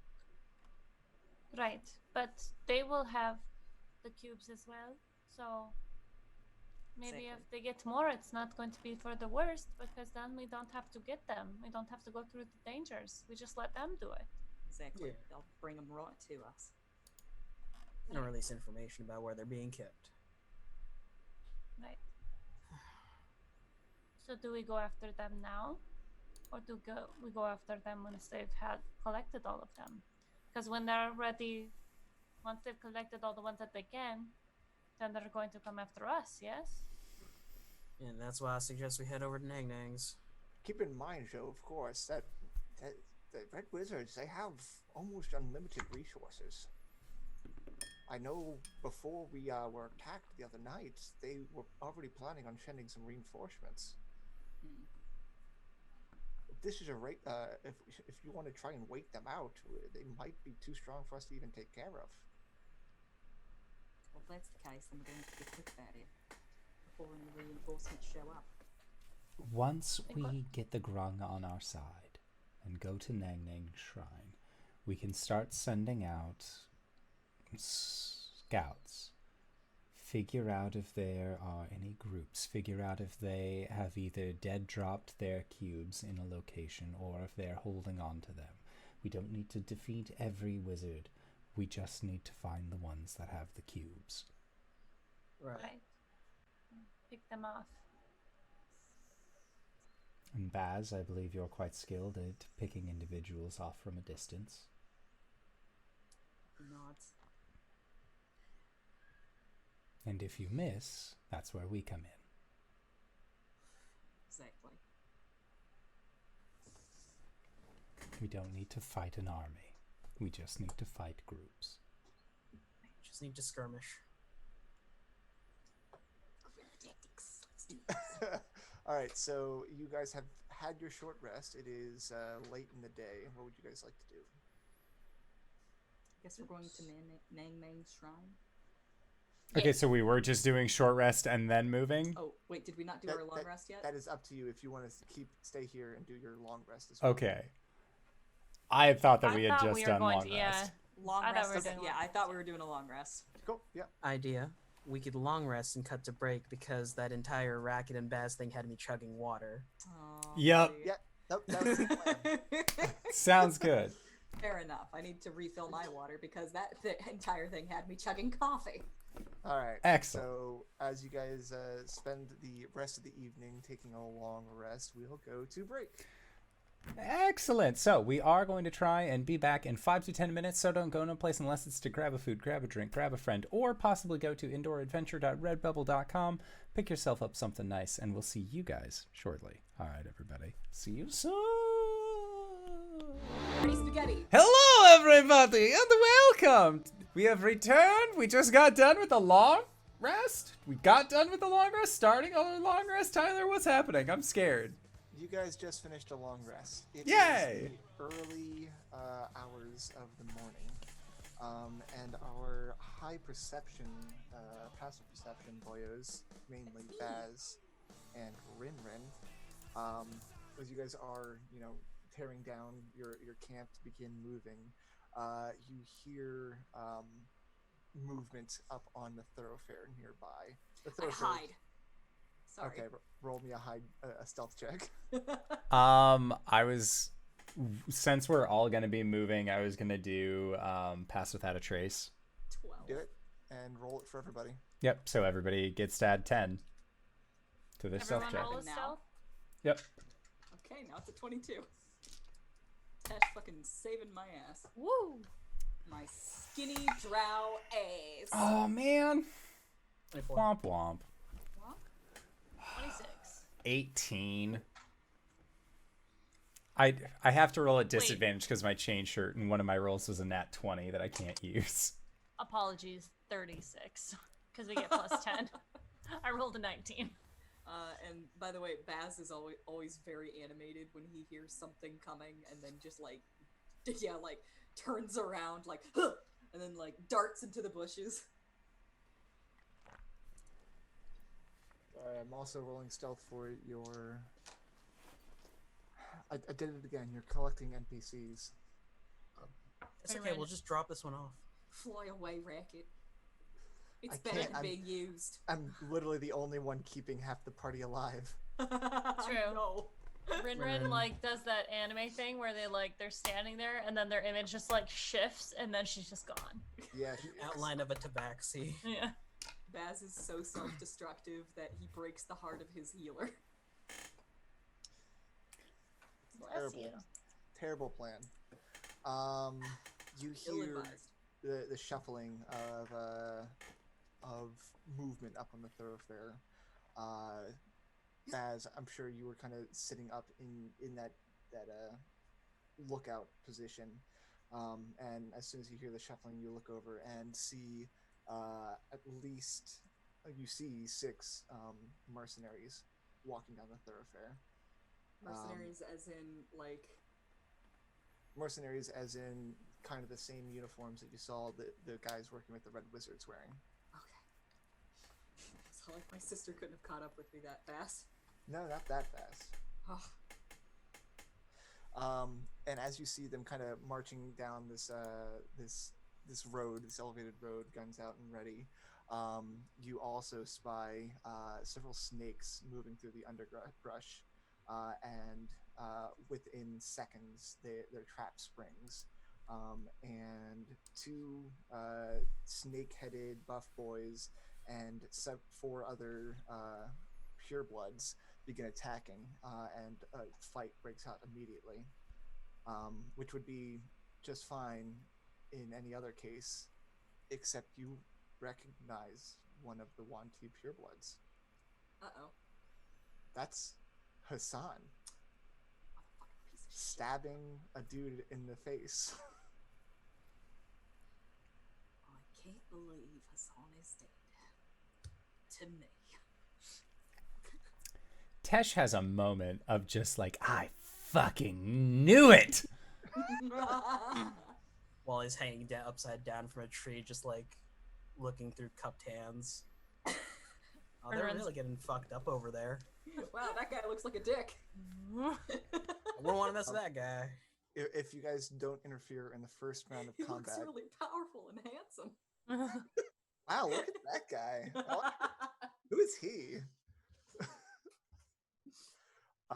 During the first round of combat, 2 of the mercenaries, soldiers, drop smoke down, and the rest are opening fire, and the battlefield gets obscured from you guys. So what would you like to do? You should go. RinRin moves in. Tesh is gonna grab RinRin's hand if he can. RinRin rolled a 30-something. Do you even see her? No. Unfortunately, no. She is hidden from you. Tesh just like, if he can see the rest of them, he's gonna like make motion like we should go around them while they are distracted. Hassan is dead to me anyways. I hate to say it, but Baz is doing the same thing. He's not going directly for Hassan. He's gonna wait. His plan is to wait for the fight to end and then talk to him, you know, in secret.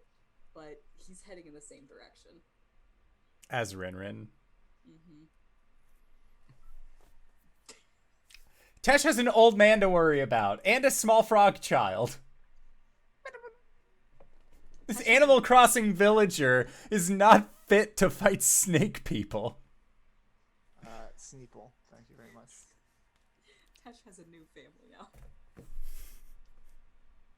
You are my house, Falarin. RinRin is going towards the combat. Baz and Tesh. Tesh is staying behind with the NPCs and Wally. I don't know what the fuck's going on. Yeah, like, our goal was to go to Nangnang Shrine. Hassan being alive doesn't faze him at all.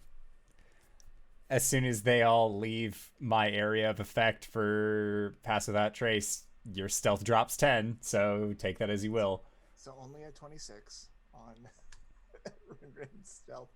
I forgot to say this, but Orvex did collect one of the machine guns from the dead soldiers before.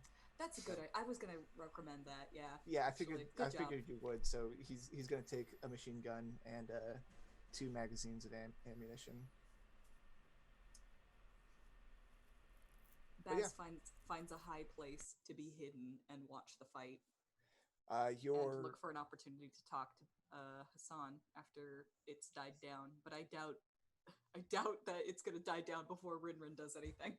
Yeah, your lookout position is as good as it gets. But yeah, the entire battlefield is obscured. Obscured. Yeah, they threw smoke grenades. Makes sense. All right, he's just gonna keep an eye out. RinRin, roll initiative to jump into combat. Motherfucking Oh goddamn boy. piece of shit. I don't want to do this. Or we could actually, 22. You know what? 22. We're gonna run this as a skill challenge. Okay.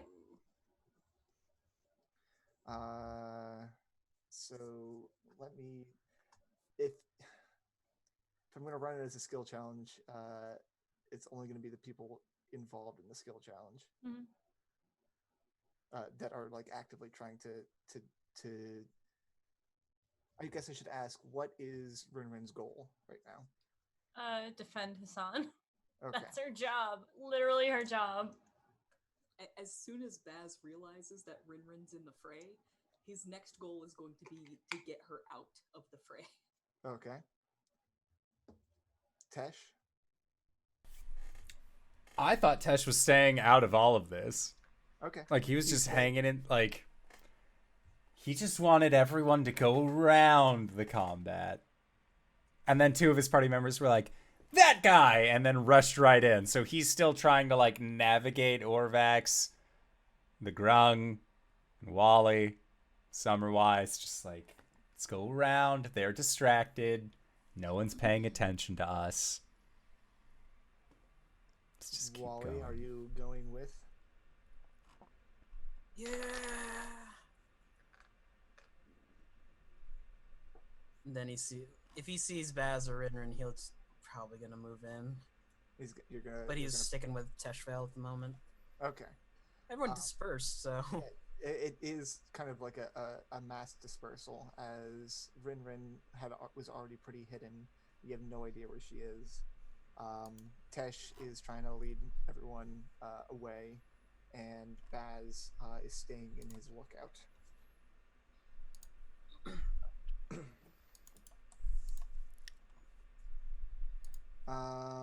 Boy, I have to think about how to do this, because I'm not gonna roll combat for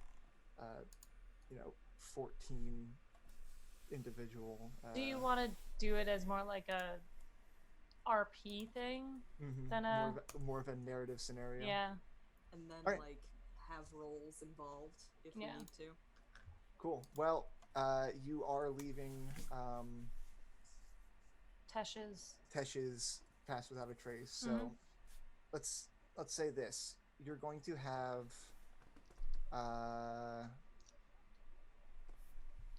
have to pass 4 successes before 2 failures. Okay. And it sounds like for now it's just you in this initiative. If you succeed, you are able to. Well, we'll actually discuss that if you succeed. If you fail, you're caught in the crossfire, and we'll be taking. I'll say you'll be losing your hit die in the fight. Okay. Instead of taking damage. Okay. So it is just you. Mm-hmm. What would you like to do for your first roll? Acrobatics, because she's doing flippies and stuff. All right. Why not? Okay. Dirty 20. All right. That is your first success. As you do flippies and such into the fray, there are the soldiers have formed a line and are kind of just shooting randomly through the smoke. This technique works because they don't really care if they see them. They're just shooting a bunch of bullets. A few of the Wanti are getting hit. In fact, let's see how they do on their saves. Not good. So that's going to be a fail for them. You do your flippies and you are in the midst of the fighting. What would you like to do next? She's going to I'm gonna say she's gonna do some like sneak attack. Like she's I can imagine her like weaving in between the bad guys and like taking out their guns. Cool. And because you consider the bad guys here to be the soldiers. Yes. Okay. So I'm gonna roll a stealth. All right. Yeah. Go ahead. Ooh, that's a natural 1 for an 8. Mm-hmm. An 8 does not pass, and that is 1 failure. RinRin dice. Baz's passive perception picks up on that. Can I roll in? Yes, go ahead.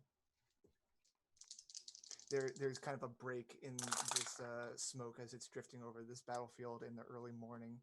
And you see RinRin moving in to strike at one of these soldiers, and he sees her and starts shooting at her. It's 19 for initiative. 18? 19. 19.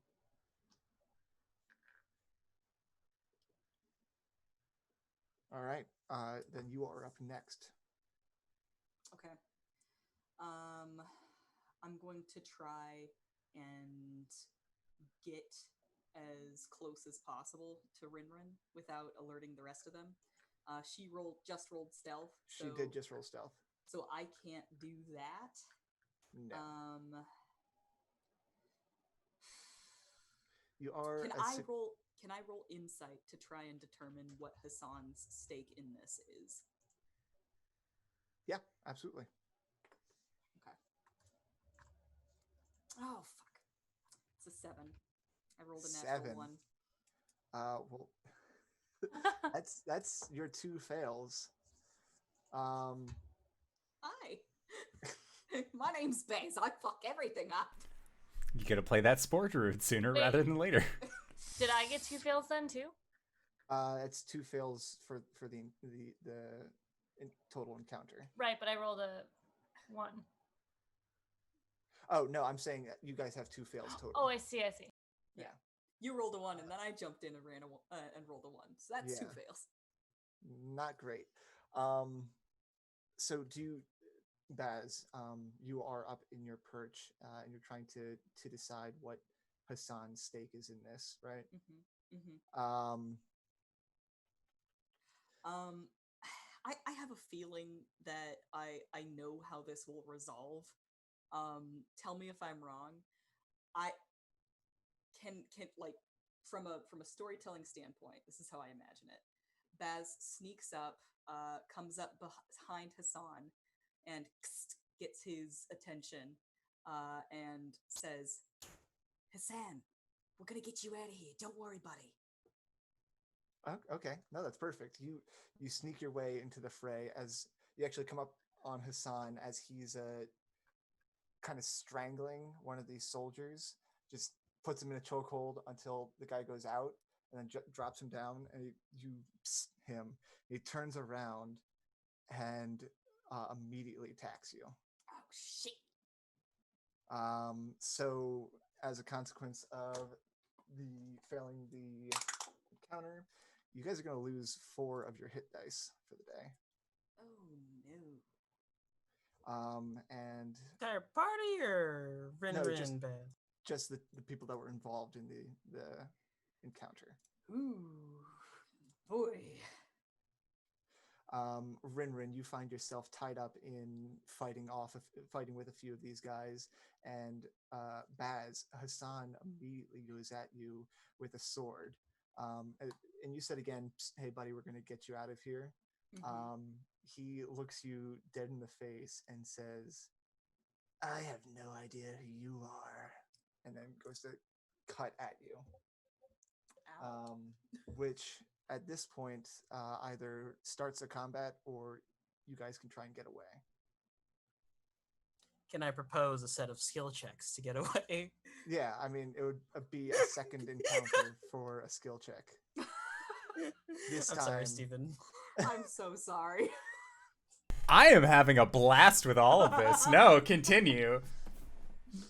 I think this is great. Like, it sounds sarcastic when I say it. There is no sarcasm here. I'm loving this. I'm actually going to have him roll his attack against you. Please do. He gets 2 attacks. The first one is a 16. That'll hit. And the second one is a nat 20. Okay. Good night, sweet prince. So that's 3, and then total only 12 slashing damage. Really? Yes. Oh god. That's still about half my. That's about half points. your hit points. That's about half my hit points. He takes. Is he wielding a scimitar? He is wielding a scimitar. Okay. Well, he takes 2 slashes across the chest. And he goes rolling backwards and like clutches it, looks up at Hassan, utterly like betrayed and like surprised. And he shouts, "RinRin, get the hell out of here!" In fact, you stumble back after getting slashed and bump into somebody and look up and see one of these snake-headed Wanti Malisons just looming over you. Distressed Baz noises. Okay. But as that happens, another smoke grenade tumbles in front of you, and poof, there is smoke everywhere. But RinRin, you did just hear Baz say, "Get the hell out of here." I will do so. Can I use a perception check to see if I saw what just happened? We can start our second skill challenge. Do you want to do that, or RinRin can just run? What's your passive? 16. I will say that you did see what transpired between Hassan and Baz. Yeah, she'll just she'll disengage and then she'll run, but making an arc around so that she's like can meet Baz and get him out of there. Okay. Then I think this is going to be a separate second skill encounter. The goal of this encounter is to escape. The consequences are to suffer a level of exhaustion. The DC on this one is slightly easier, but it is still going to be 4 success to 2 failures. Okay. We'll use the same initiative, so it is RinRin. Okay. I didn't use acrobatics last time, so I'll do it this time to maneuver my way through the jungles. Right. And I'll use my speed, my super fun cat speed. Do it. 13. 13 is a success. Boom. Thanks, +7.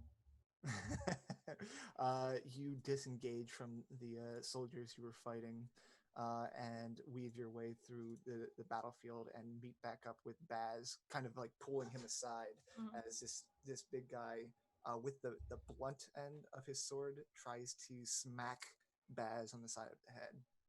Trying to take me alive, that's not a good sign. Baz, it is your turn. Okay. Baz is kind of in a panic, but he's going to grip RinRin and say, his son is gone. His son is not there. That's not his son anymore. We gotta get out of here right now. Like he's all ready to like convince her. It's all like, no, RinRin, you can't save him. It's like, yeah, no, let's get out of here. Okay, all right. Really? Okay, let's go. He's gonna drag her through the bushes and stealth it up. All right. Let's see a good roll. This better work. Don't you fuck me. 12. 12 is a success. Okay. Like I said, the DC got lowered on this one. Cool. 2 successes out of 4. RinRin, Baz, get it together, but you already have it together. In fact, more than him. And he drags you into a bush. Okie dokie. But the Wanti Malazan with the snake head lands down next to you and starts slashing at bushes to try and find you guys. I'm going to use survival to try and maneuver our way through this brush. The two of them are just flattened against the ground, like with the sword like wishing at the leaves in front of them. Yep. Go ahead and roll it. 10. 10 is not a success. Dang it! Sorry. RinRin dice, stop it! You go over here.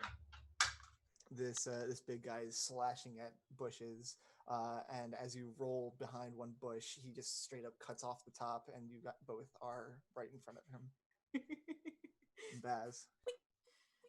I cast darkness. All right.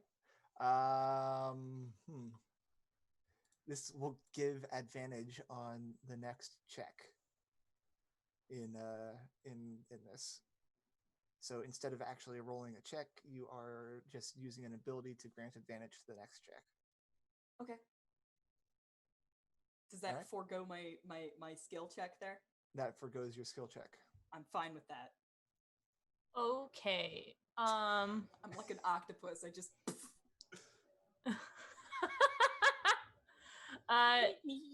RinRin has grabbed your hand, and she's going to acrobatics her way out of here. Fair enough. Because that's what she does. Maybe roll 20 will be nicer to me. That was very nice to you. 21. 21 is clearly a success. You acrobatics, you roll past this guy. You even had an advantage on that roll. Oh, yeah. Didn't need it. Nat 20 is 2 successes, isn't it? Yeah. Yeah, and no, that one's supposed to be 2 I rolled a failures. 20 I forgot about that. for the second one. Not a natural. Okay. You guys roll your way and get further along the thoroughfare, but you did not go in the same direction that your friends are. You're out of the smoke. This guy is still in the darkness, swinging around. You can see like the tip of his scimitar just like swinging outside of it. And as you are moving away, there are still a few other purebloods within line of sight of you guys. But they are also contending with these soldiers. Baz, this is the last roll. We We haven't failed any yet, have we? You have failed one. Okay. That's fine. I probably couldn't possibly fuck this one up, could I? The last roll that I had was stealth. Yes. The last roll that she had was survival. Was acrobatics. Was acrobatics.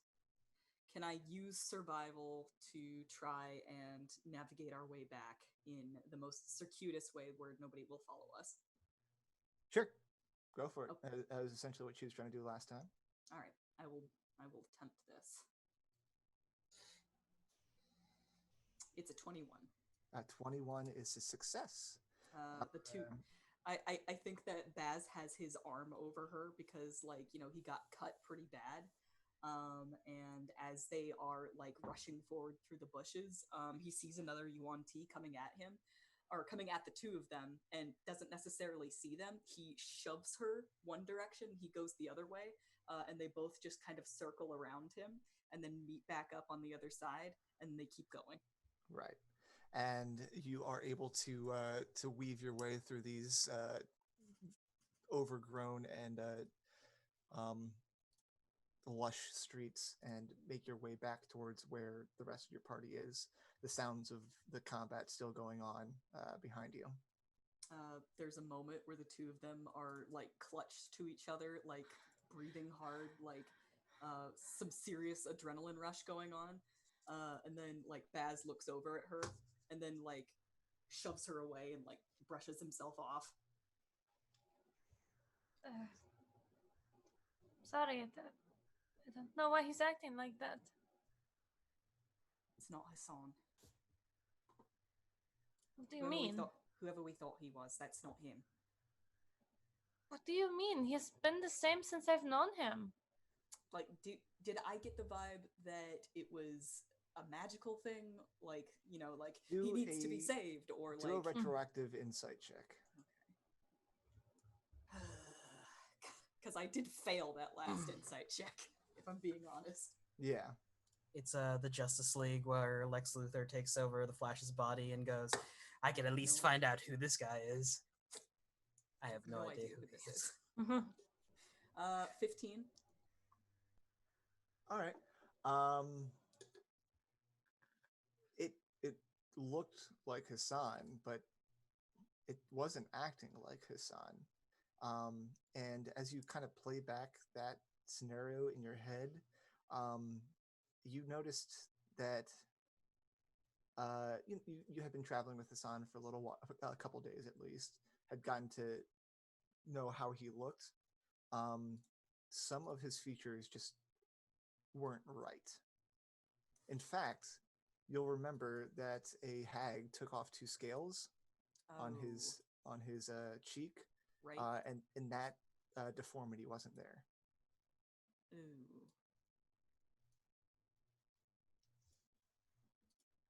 That wasn't right. That wasn't him. He didn't look right. He didn't act right. He didn't even recognize me.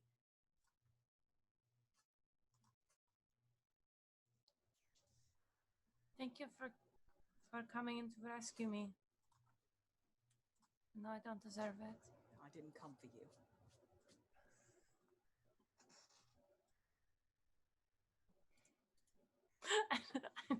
I don't know why else he would have gone in there. So RinRin's just like, oh, okay. We should find everyone else. Yeah. And after a little bit of searching, you are able to find everyone else. Everyone else, what were you doing during that encounter? Doing our best to avoid that entire encounter. Keeping an eye out for RinRin and Baz and keeping the head down. Just going around. Doing the thing we said we were going to do. There was a firefight over there, smoke grenades, a lot of gunfire. Fuck that. Go big perimeter around the side. Just avoid the whole thing. Big ass H. Which way are you guys going? I would have been going around the right-hand path if there was, like hooking around the right. And your goal is to go towards Nangnang Shrine? Yeah. If you'll look at your map, lovely map of Amu, you have been told that Nangnang Shrine is where 18 is on the map. So a ways away. How would you like to plan on getting there? Well, I'm going to assume that their excursion didn't take a full hour. No. So Pass Without Trace is still up. Yep. Just keep stealthily going forward. Okay. But just as far as like, there are one or two ways that you could get to your destination. I am loading the map as we speak. Okay. Because I was not in the Roll20. There's like this tree bit right here that goes to another thoroughfare. Mm-hmm. It looks like that might be a way to go. Also, Racket still has your guys' folding boat in his bag of holding. So if you wanted to travel via water, you could. Also, you could go a very long way around, because another shrine was indicated up there at 16. I could do that. So we are there. We need to get to 18. So I'd say go up, go north until we are able to access the other thoroughfare, cross over the thoroughfare, get into the water there, then hug the wall around I don't know how to describe it. There's like a circular, big circular that it kind of looks north like of 19. Yeah, north of 19, just kind of like go along the water of the wall up there. Along the water or underneath? Along the water, because we'll have the boat. Yes. So could I roll a survival check just to, with some chalk, surreptitiously have some arrows pointing in the direction we're going for Baz and RinRin? Help them find us a lot easier.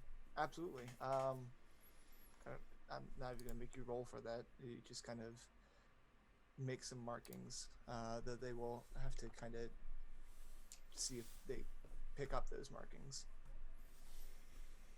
Yep. So Baz and RinRin, as a collective group, roll perception checks to pick up the trace of where these guys went.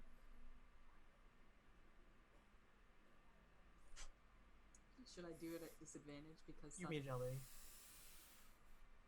Actually, you should both do it. Actually, the sun isn't fully up yet. Oh, oh, okay. I see. It's 25. Okay.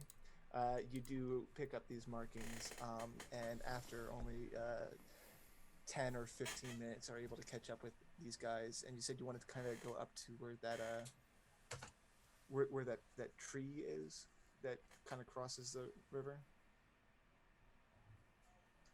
or did you want to go all the way north? Can you draw an arrow on the map so I have a good idea of where you're going? So Don't draw a penis. Draw an arrow on the map so we know which way we're going. Good. Can I you tell see. where? Yeah. So we're going up 10, thoroughfare there, and then into the water. Cool. that was my thought, anyways. Yeah. And I'm assuming you're not going to be walking along the thoroughfare. No, because the other option that we have is because we're right there. So there's what looks like a downed tree right here. So we could cross over the water, then there's a pathway up, then take that up to 19, then go here, and then around the side, get to 18 that way. Right. For all you audiocast listeners, I'm sure For this all is you incredibly audiocast- engaging. Yeah, This is very well, for engaging. everybody, because we don't even have the map up Nope. on the screen. So this is just, internal dialogue for us. It looks like you have two options that you could go, A or B. You don't, at least with A, you have been that way already, at least up until the water's edge. So you kind of have an idea of what to expect in that direction. With B, you have not been that way, so it's all new territory. A, we are more exposed because we're going to be in the water for a longer period of time. B, we are less exposed, or we are potentially less exposed, and we are also on our feet. So we can actually do combat outside of a boat. So what do you guys think is the better option there? More time in boat, less time in boat? And I think you guys are having this discussion as a group after Baz and RinRin. I think Tesh and Wally are looking at kind of like a makeshift map that Orvex has been drawing of the city so far, of what he knows, and you're trying to make this decision when Baz and RinRin come back up on you. I think we should go B. If we go along the thoroughfare, we might run into more Wanti. Russell, crash. You were right about Hassan. Falls into Tesh. You said that wasn't Hassan. Racket looks like appalled that you have this big gash across your chest and gives you a cure wounds. So is he or is he ain't? What? Is he or is he ain't our baby? Our snake baby. I'm guessing he's alive. 10 healing. Alright, 10 healing. I don't know. There's something wrong about him. He didn't recognize me. Like, there's two scales on his face that were missing. They're not missing anymore. There are powerful enough magics to create others.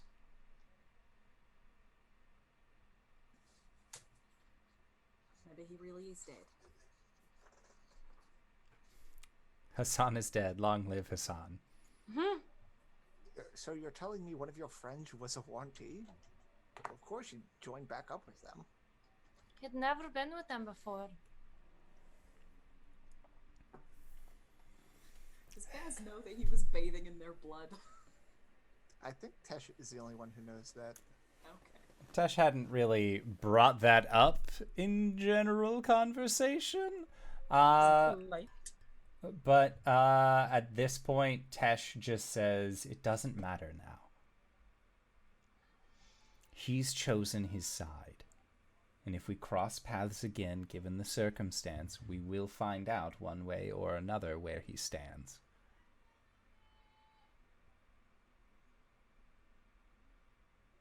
What matters now is finding the cubes. Who knows? Maybe it was like a twin situation. And let's just go. Prince and the Pauper. This way. A or B? We were saying B? Yeah. B. All right. You guys, over the next about 10-15 minutes, make your way up to where the river is, and this is still less than an hour, so your Paths Without Trace is still active. And as you're getting close to the river, one, you can spy this log that's crossing the river, and in fact, a fallen tree bridges the river ahead. Its trunk is wider than a man and stretches more than 100 feet. On both banks lie ruined buildings, says the flavor text. Also, on at least this side, there is one body of a uniformed mercenary, and on first glance, RinRin, you recognize this as one of the guys that was running from you, during that other fight. He's got an arrow straight through the heart, and he's kind of pinned to the wall behind him. Can I tell how long ago he died? Roll a survival check. Okie dokie. 10. 10. Within the... It's 2 4s in a row. Yeah, woof. You don't like to see that. Sometime after he left the fight with you. This is one of the ones that attacked me. he still have his rifle? Yes. Sling that across my back and take the magazines out. From where the body was, he has an arrow in him. What side of the river did the arrow come from?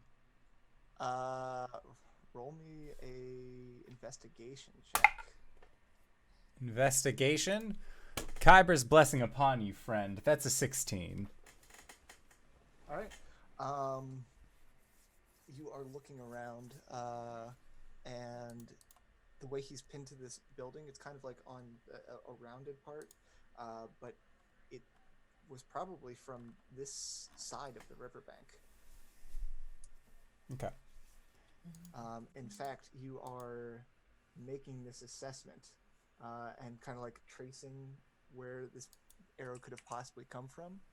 And as you are looking along the riverbank, one, on the far side of the riverbank, there is another walled compound kind of surrounded by jungle. And as you were, I think Baz is looking this way since you have the highest passive perception, you see some movement on the far side. And in fact, there is some thin smoke coming from that walled compound over there. And, you know, your ears kind of, I think, in fact, Bunny Boy's ears pick up just a lot of idle chatter and whatnot. It seems like it might be a significant amount of people over there.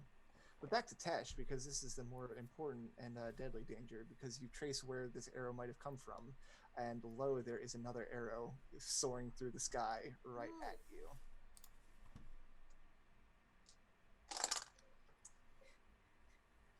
Guys, I think there might be somebody over it.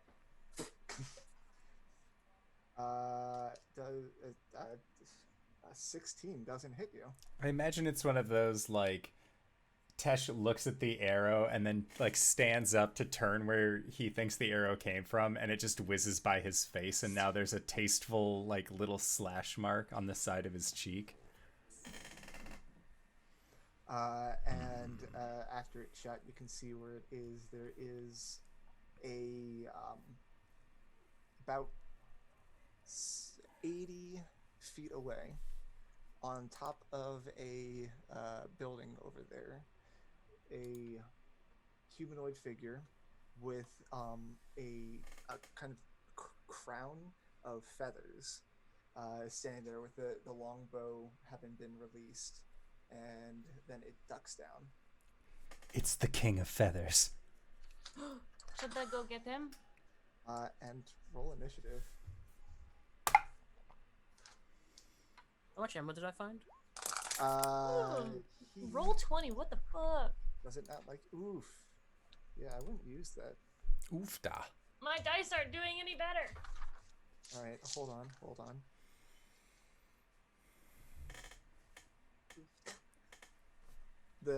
You find 45 bullets. I limited Baz to carrying. How many bullets did you have before I limited you? I don't know. How many I have a bullets do bag you full have? of bullets. How many bullets do you have now? I don't know. I have a bag full of bullets. At least 40. All right. New artificial limit. You can only carry up to 80 bullets. Okay, that's fine. Cool. I definitely don't have that many.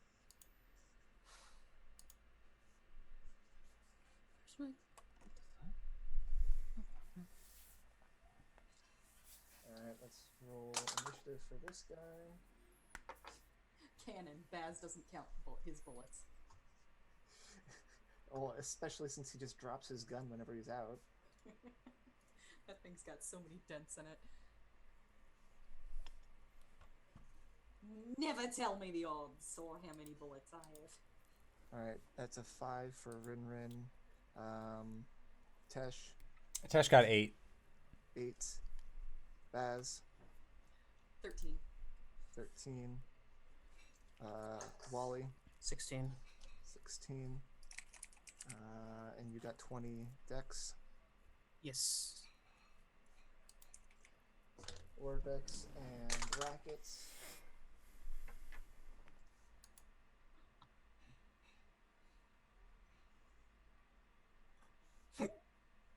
Excuse me.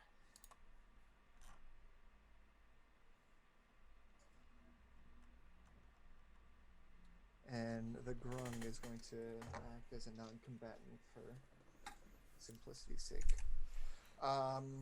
So, Wally, you saw an arrow whiz past Tesh's face, and this thing ducked down, and I believe it does not have that ability, so it does not do nothing.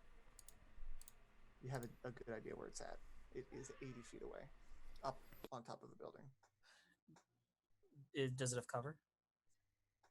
Yes, in fact, it is. I'll say at this point, it's within 3/4 cover. Neat. That's within range. Yeah, time to put this new rifle to work. All right, and it was an assault rifle, right? Yeah, automatic. Automatic rifle. Yeah.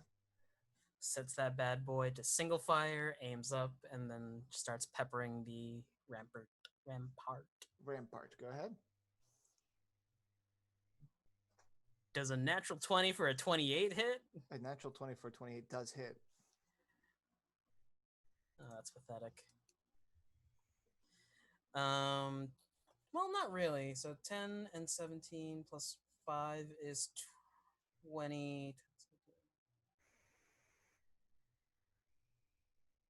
33 points of piercing, right? And plus 17 plus 32, sorry. Oh, okay. Oof, owie, my bones, he says. Bonus action, I'm going to shift. That gives me a temp and a 10-foot movement speed, and I'm going to run across the log as far as I can. Across the log? Or it's on the same side of the bank as us, right? Yes, it is on the same side of the bank. Gonna get up close to that building then, where it's hiding. Okay. How many feet can you move? 40? 40. All right. Baz, you see Wally raise his gun, take a shot, and then go running, and you hear off on the far side of the bank some commotion. Because gunfire attracts people, but it's not your turn yet. It is my good friend, this guy, who you can't really see yet, as he pops back up, and he can't get that against you. I think he tries to shoot the flat-footed people first. Oh no, it's an assassin. Tesh, this is coming at you. Oh no.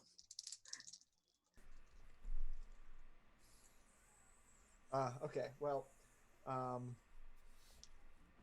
was gonna laugh because I was one off a crit, but for an assassin, if it hits a surprise, or yeah, you're not surprised, so it's not a critical.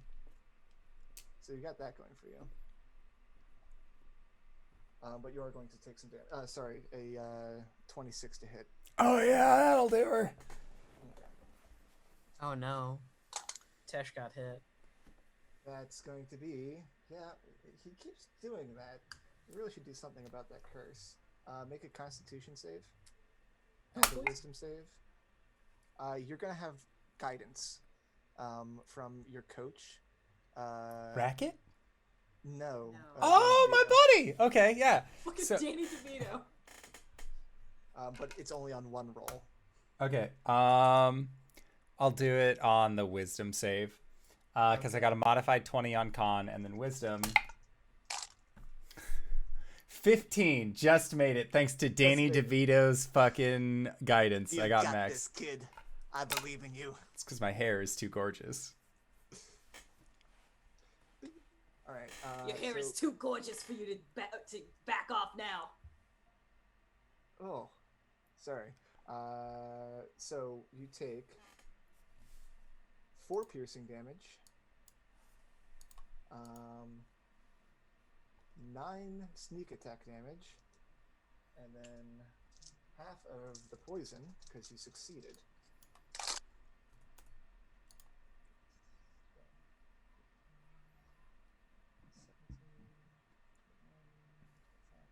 half of 26 poison damage. Okay. So 13. Yeah. As the first arrow whizzed past you, you look up at it. He pops back up after taking a bullet from Wally and looses another arrow that lodges itself right in your gut. And you can feel the poison from it just seeping into your bones. Up next is now Baz. All right. Baz is going to say, "We've got incoming from across the river." And how far away is the guy that's on top of the building? 80 feet. 80 feet. He's going to run 20 feet towards him, and then he's going to try and cast Fairy Fire on him. He needs to make a Dex save. All right.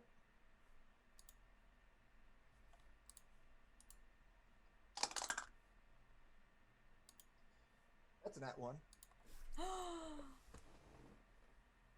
Wow. I have...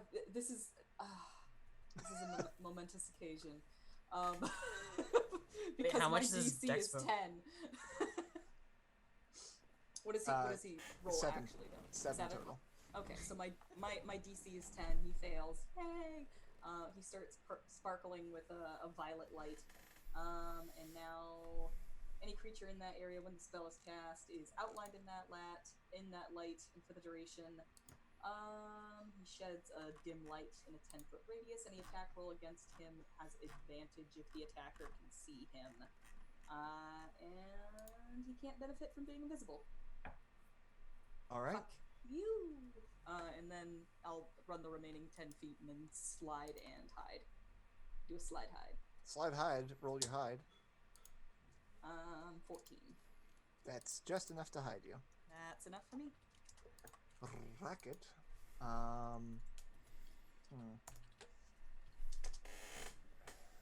He's not going to go fly at this guy. In fact, I think he is going to ready an attack if anyone comes from the direction of across the river. Yeah. He's gonna ready a Toll the Dead. Tesh. So we can see the guy who's shooting at us? Yes. How far away is he? He is still 80 feet away from you. But he's sparkly now. Fairy Fire. Sweet. I don't have anything I can really do about that, but I am going to use a full round action to move 60 feet closer. Okay. You move 60 feet. You are now within 20 feet of the building that he's on top of. You pass Wally. Okay. And then as a bonus action, I'll Shield of Faith myself. All right. Our Pass Without a Trace is gone. But that's fine. We've That's already fine. been spotted. I'm sure you won't need that. I think Orvex, who's left over here, which would be RinRin and Racket, will announce that he thinks across the river is a Red Wizard camp. We should hide. And that's what he's going to go try to do.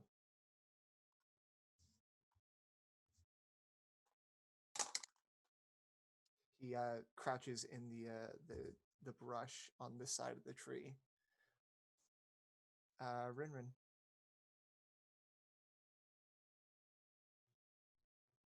RinRin. So across the river is bad people. There's one dude on top of a pyramid. It's just a squat square building. I just picture all of the buildings that are they're just all pyramids in my head.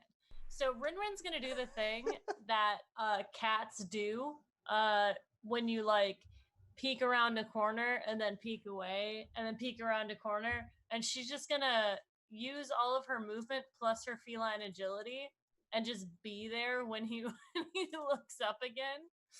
Yeah, like he was shooting an arrow, like ducks down, and he pops back up to shoot another arrow, and my God, there's another tabaxi there.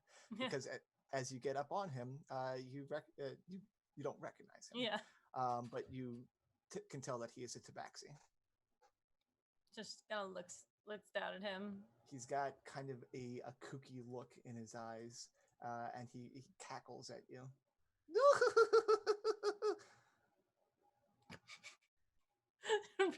Everyone's like, what is so funny? Time to go to sleep. So yeah, I think you had more than enough movement to get right up on him. Solid. Anything else on your turn? I can't do flurry of blows unless I take an attack action. Okay. No, I'm done.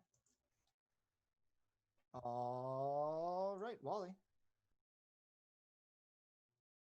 Okay. I get advantage. You do get advantage. Sick. Where's my custom actions at? Another shot at this dude. Does a 19 hit? A 19 does hit, even with the cover that he's had. For 12 points of damage, piercing. Ooh, don't like that. And Wally's gonna turn his attention towards across the camp to see if there's anyone else, because I did hear people coming that way. Mm-hmm. Roll a perception check. Don't fuck me. 19? 19. That is good enough. You can see, so across the gap in the river here, you guys have kind of moved up a little bit, so you're a bit further away, but it's about, let's call this 200 feet away on the far side of the river, up on that kind of thoroughfare. There are some uniformed soldiers taking fighting positions, but they are not crossing the bridge. Okay.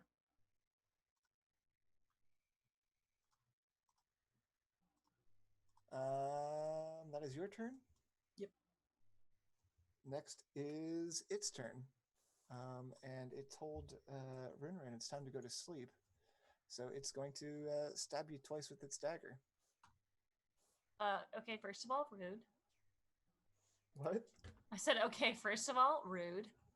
Oh, sorry, it's a short sword even. That's not going to hit. Ooh, we're not doing so well today. How about a 14 to hit? No. Okay. Yeah. She like barely even moves. What are you doing? And it is going to move away from you, provoking an attack of opportunity. At advantage. At advantage. I would like to bop him, please. I use my big dice.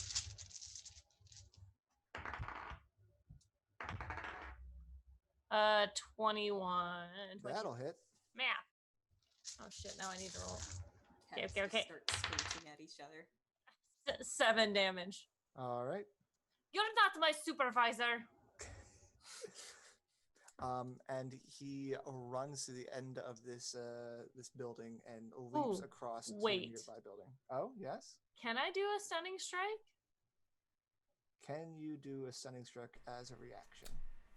It's just whenever you hit with an attack, it doesn't have to be as part of your attack action. So as long as you spend the key point. Yeah. All right. Go for it. He needs a Constitution saving throw. DC 14. Okay. Well, that dice is gone forever. That is a 10. Yeah. He tries to run away, but I hit him right in the kidney. Ow. Oof. Liver blow. Mm-hmm. So he's stunned. Baz. They look like they have that handled. Baz is going to turn his rifle on the compound, remain hidden, and hold his action in case anything comes out. All right. Yeah, that's about 200 feet away from you. I believe a rifle can make it that far. Is that past its normal range? It is past its normal range, but it's within its long distance range. So if I'm hidden, I think it would just flatten it out. Be flattened out. And I didn't discuss this earlier, but we're saying it's cloudy again today. So because of reasons. Cool. You hold your action. Racket is actually going to take Orvex's advice and also try and hide near him. But he is not a very good hider. Can I add a qualifier to my held action? Yes. If I'm only going to fire if it is clear that they can see at least one of us. Okay.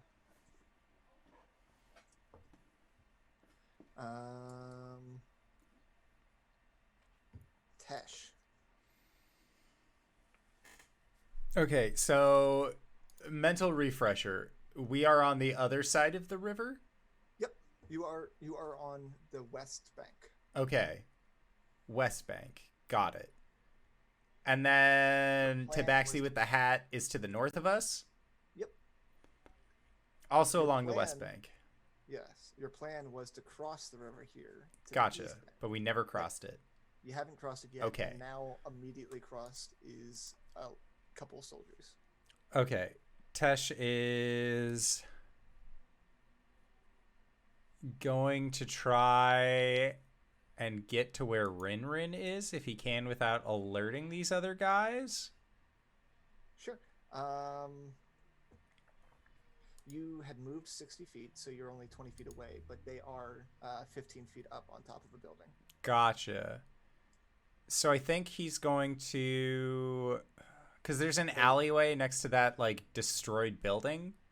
Mm-hmm. That's slightly to the north, so he's going to try and, like, tuck in through there. Okay. Make a perception or survival check. God, I don't know which one's higher. Ha ha! The answer is perception.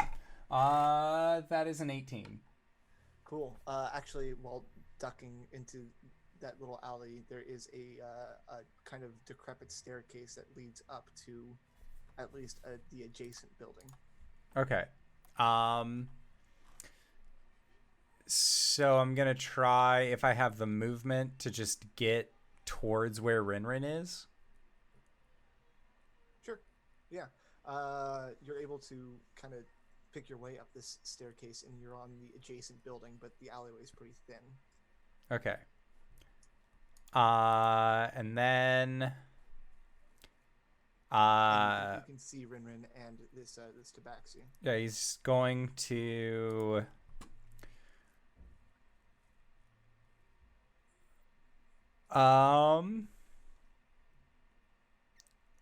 Yeah, Tesh is going to cast Command. Okay.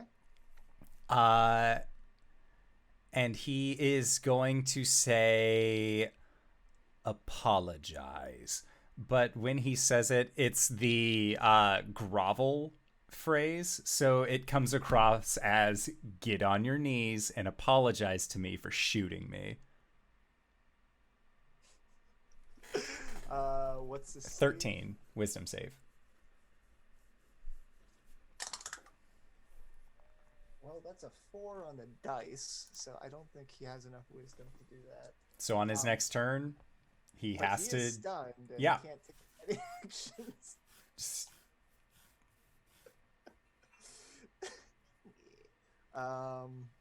Orvex is hidden, and I think he's kind of ushering Racket into a more secure location towards you guys. RinRin.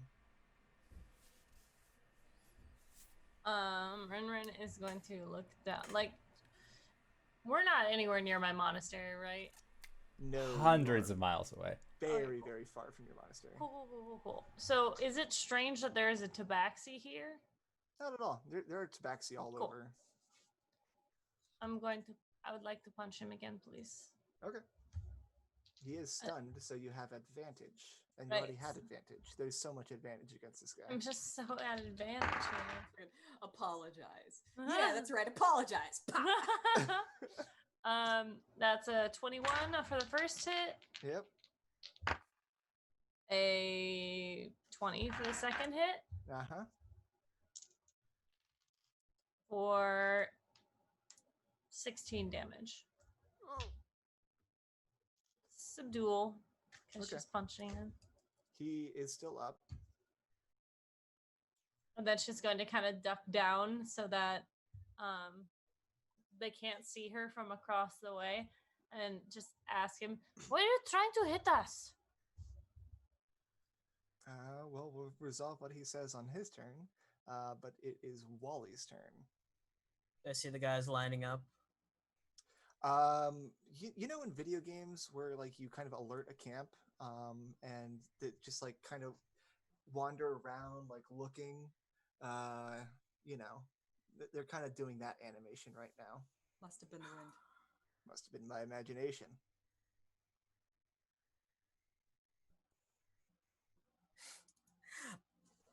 They're like 200 feet away, right? Yep.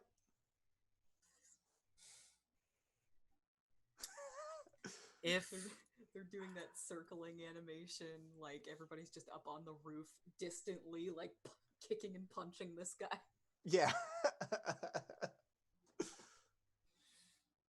Because I'm thinking, if they're heading this way, they aren't necessarily making movement towards the bridge. They're more setting up like a defensive posture. You can actually see that there are like kind of makeshift like defensive walls on top of that thoroughfare facing this direction. So like kind of manning, what's the term? Not foxholes, it's the opposite. It's the one that's above the ground. like, I understand. Yeah.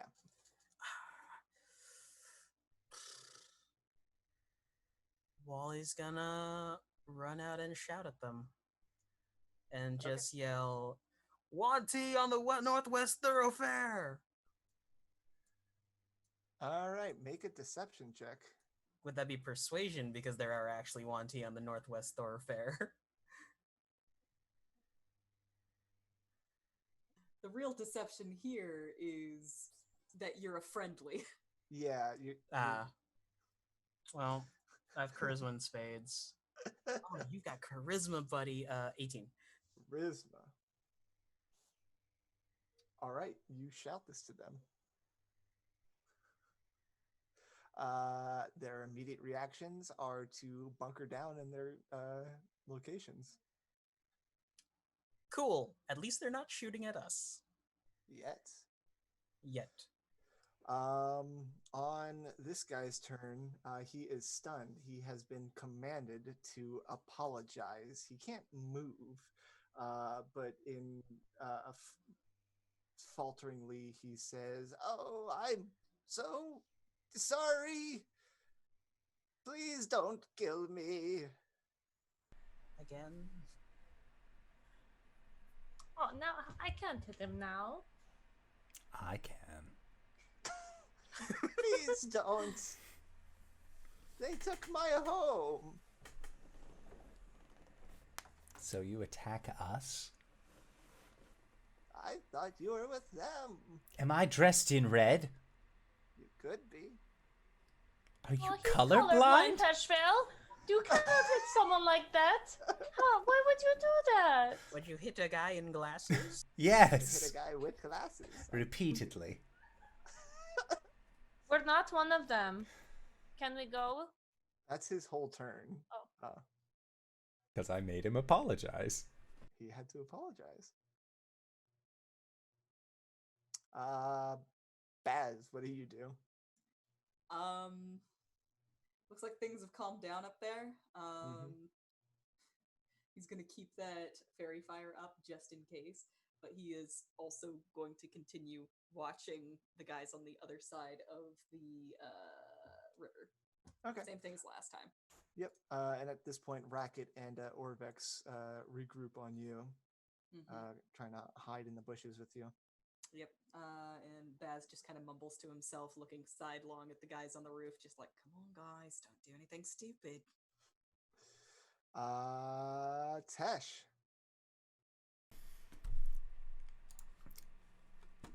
Tesh is going to use command again. All right.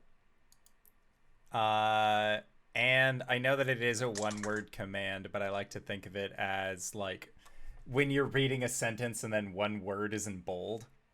Sure. If you don't want us to attack you, you'll drop your weapons. All right, and what's the DC? 13.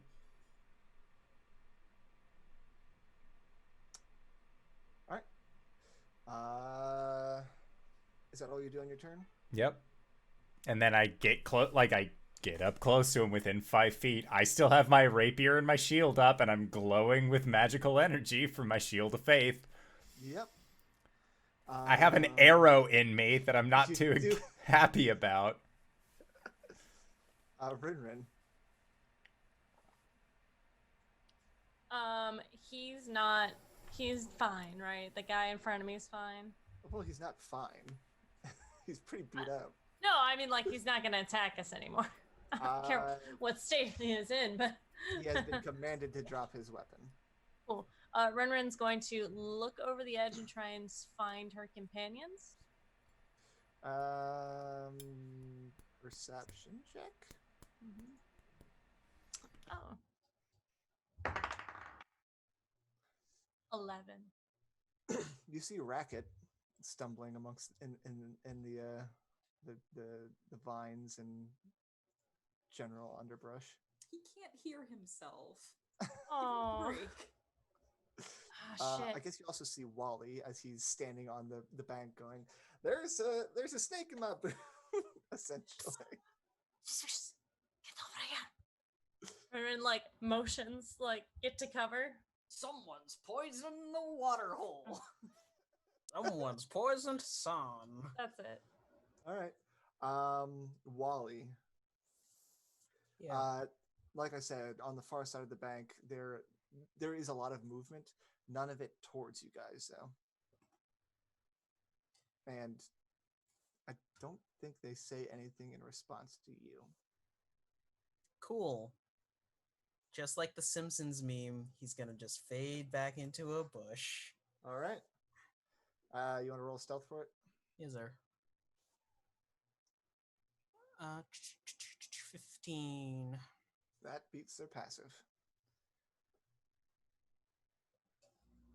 On the Tabaxi's turn, he is going to sheath his short sword and lay down his longbow, and he says, "I'm so sorry. Please let me make dinner for you.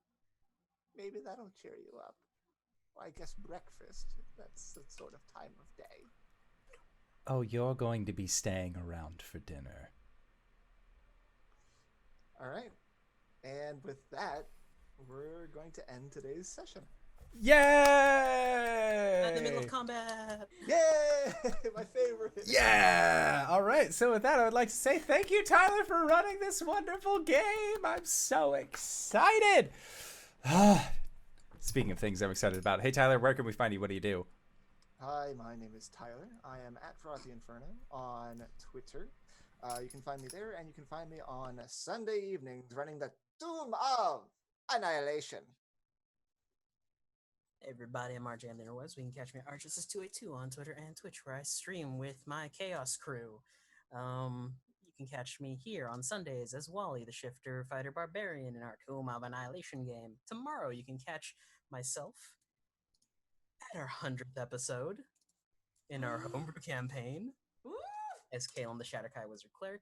This week is my busy week, so you can catch me at G Game Nights with on Thursday for a Good Society game known as Elegant Suffering, where I play Theophilus Wilmont, a noble boy trying to marry his not-so-secret fiancé anymore. He fucked up. It's a great time. I saw a video of LB screaming at the screen. It was great. Catch me also over at the Hype Goblins channel on Sundays before this game in the AM, where I play Titus Valentine, another noble boy he just wants to find his brothers, man. TheNakeHeater.com.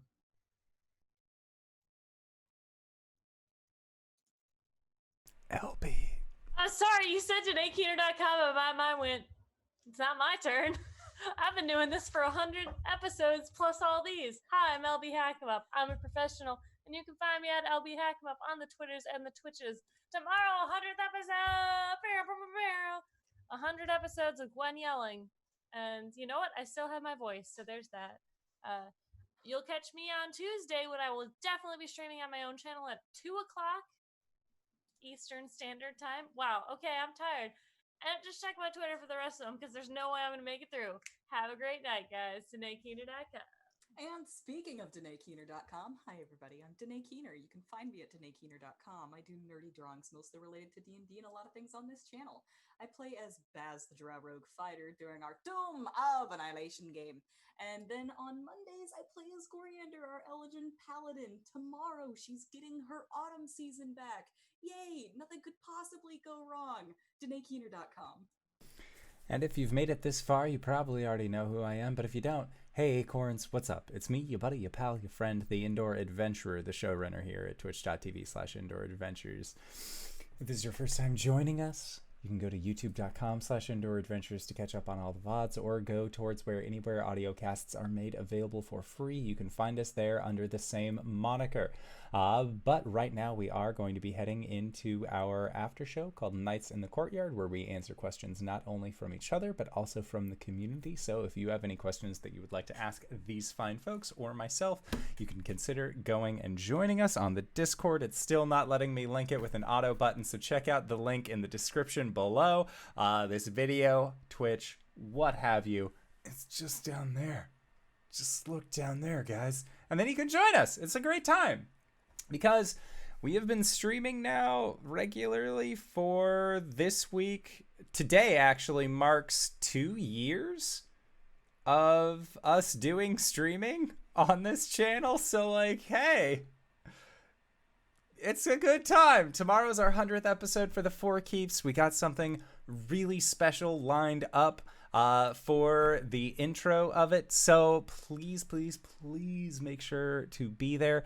And as an added bonus, I'm going to be dropping hints all tomorrow leading up into the show. But you want to know what those hints are going to be?